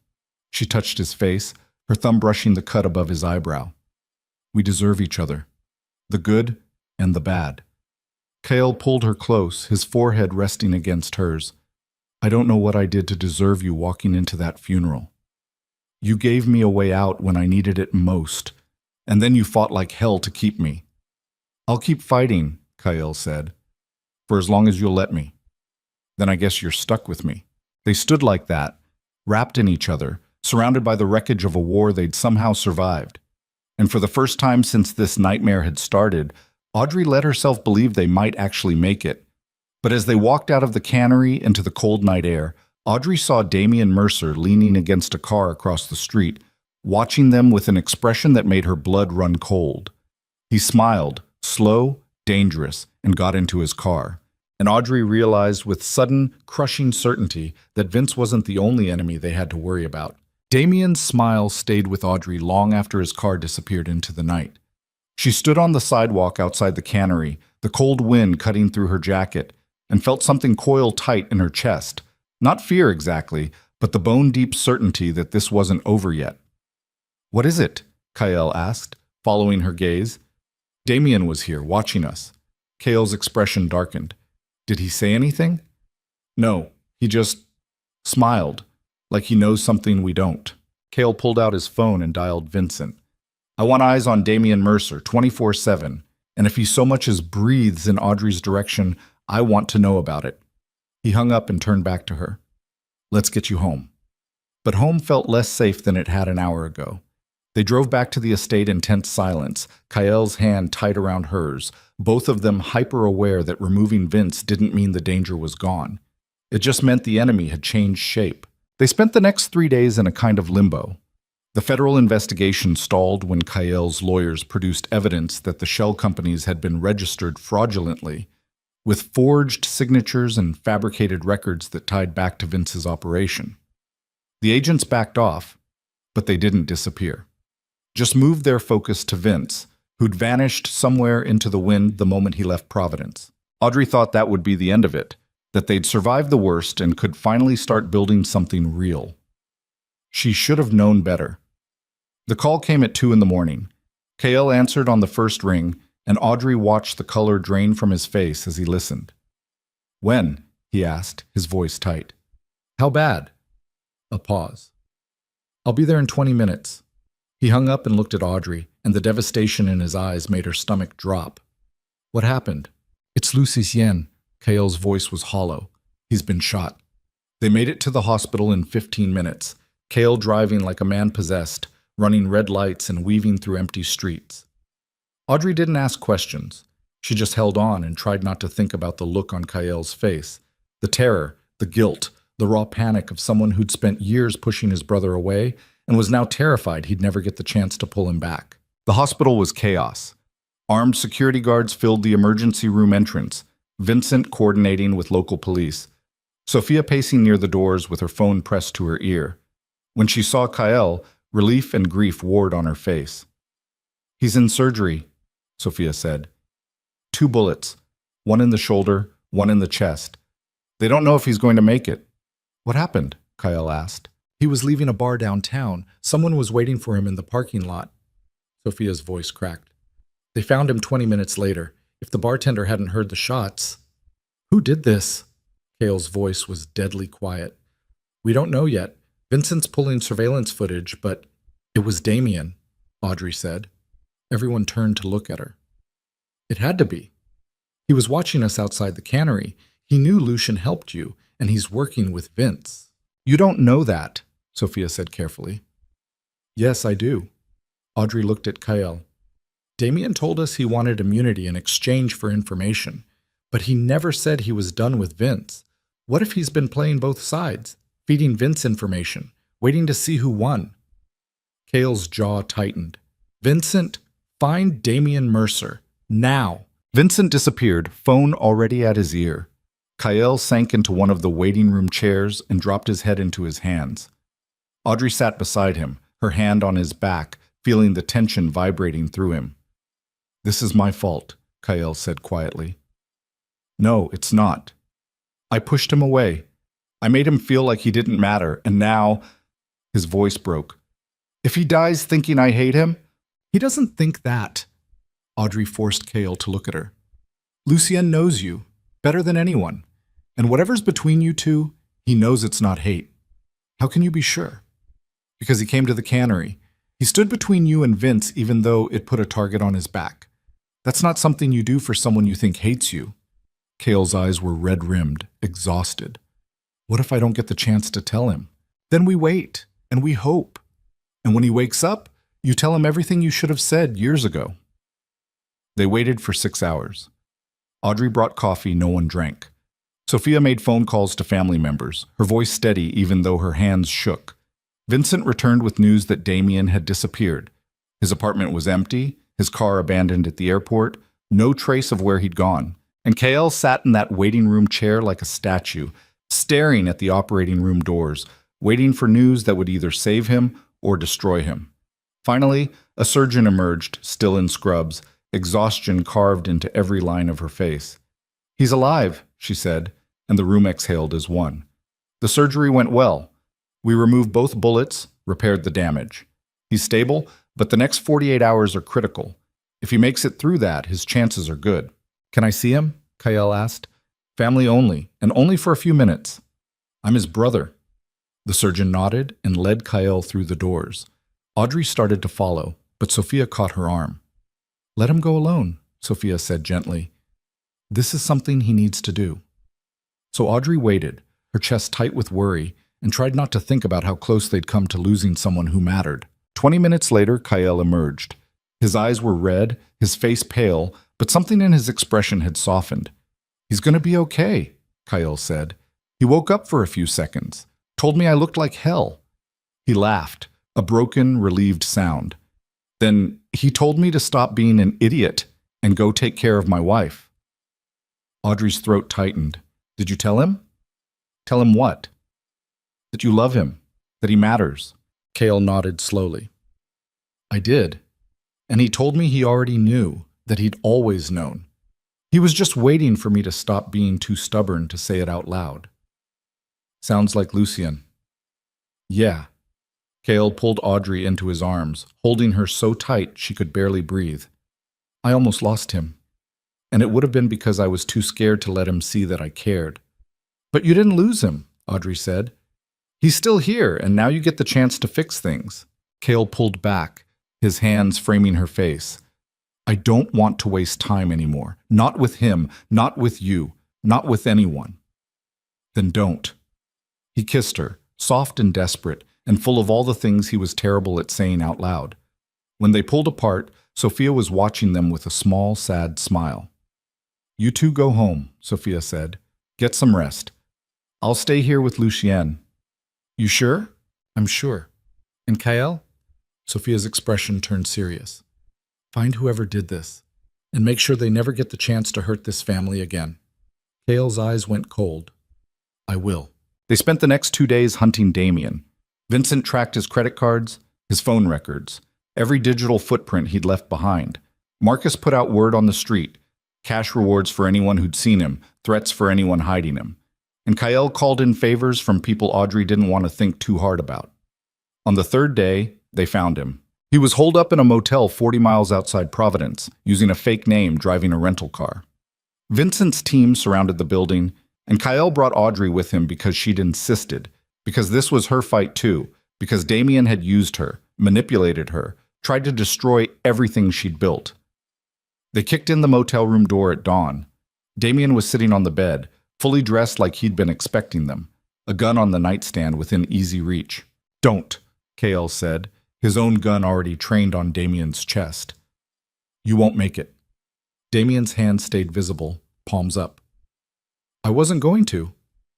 Why Lucien? Cale asked. What did he ever do to you? Nothing. But Vince paid me to send a message. Damien's eyes slid to Audrey. That no one in your family is safe. That removing him from Providence doesn't mean he's gone. Where is he? Cale demanded.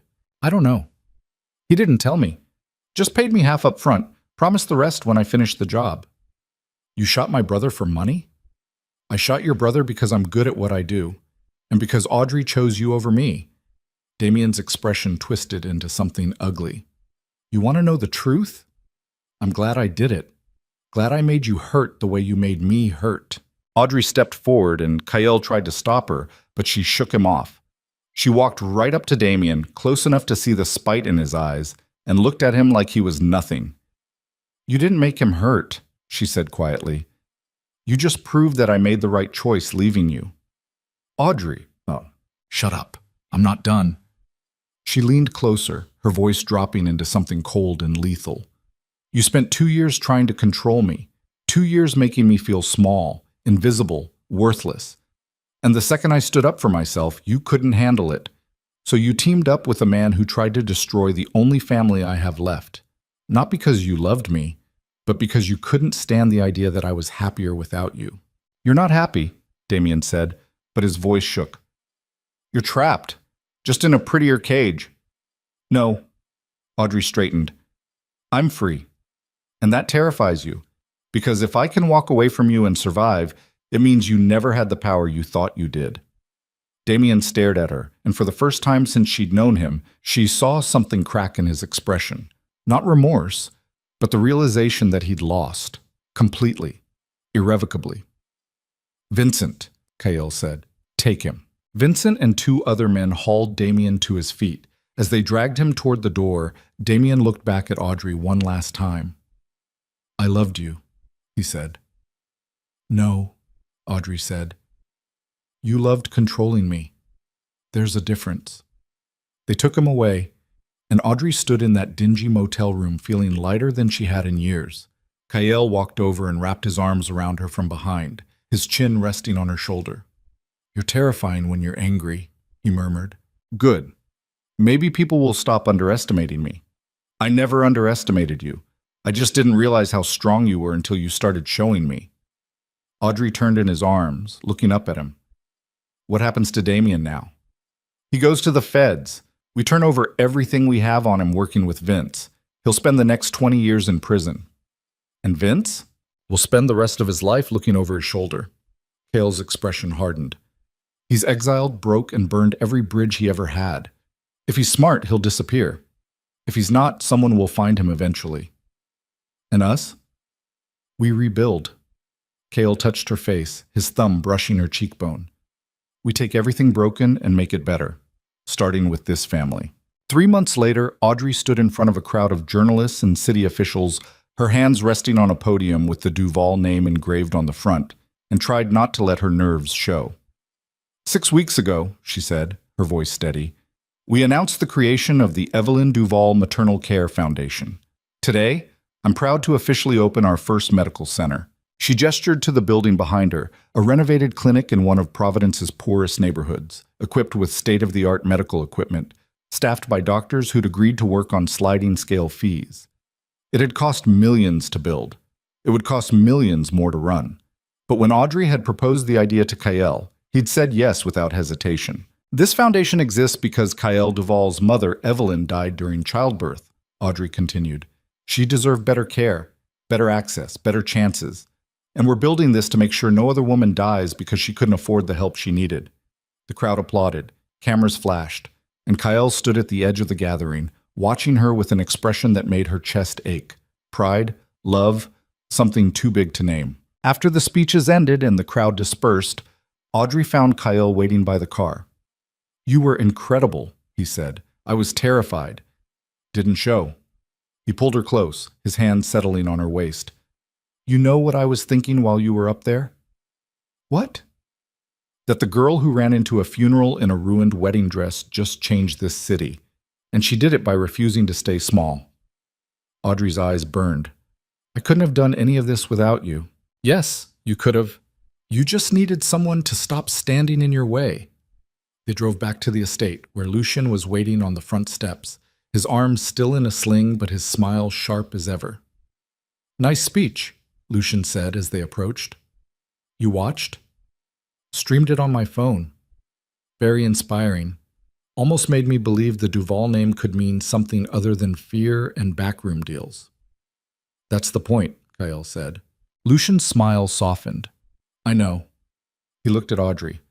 For what it's worth, I'm glad he married you. You're good for him, even if I don't like admitting it. I'll take that as a compliment. You should. I don't give many. Lucien pushed off the steps with a wince.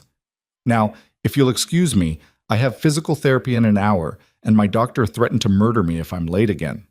He walked inside, and Audrey looked at Kyle. You two are doing better. We're trying. It's not perfect, but it's better than it was. That's all you can ask for. They walked through the estate gardens, the late afternoon sun painting everything gold. Audrey's hand found Kyle's, their fingers lacing together like they'd done it 1,000 times. I have something to tell you, Audrey said. Kale stopped walking, his expression cautious. What? Audrey took a breath, her heart hammering. She'd been trying to find the right moment for 3 days, but there was no perfect time for this. So she just said it. I'm pregnant. Kale went completely still. His eyes widened, his mouth opened, but no sound came out. For a terrible moment, Audrey thought he might pass out.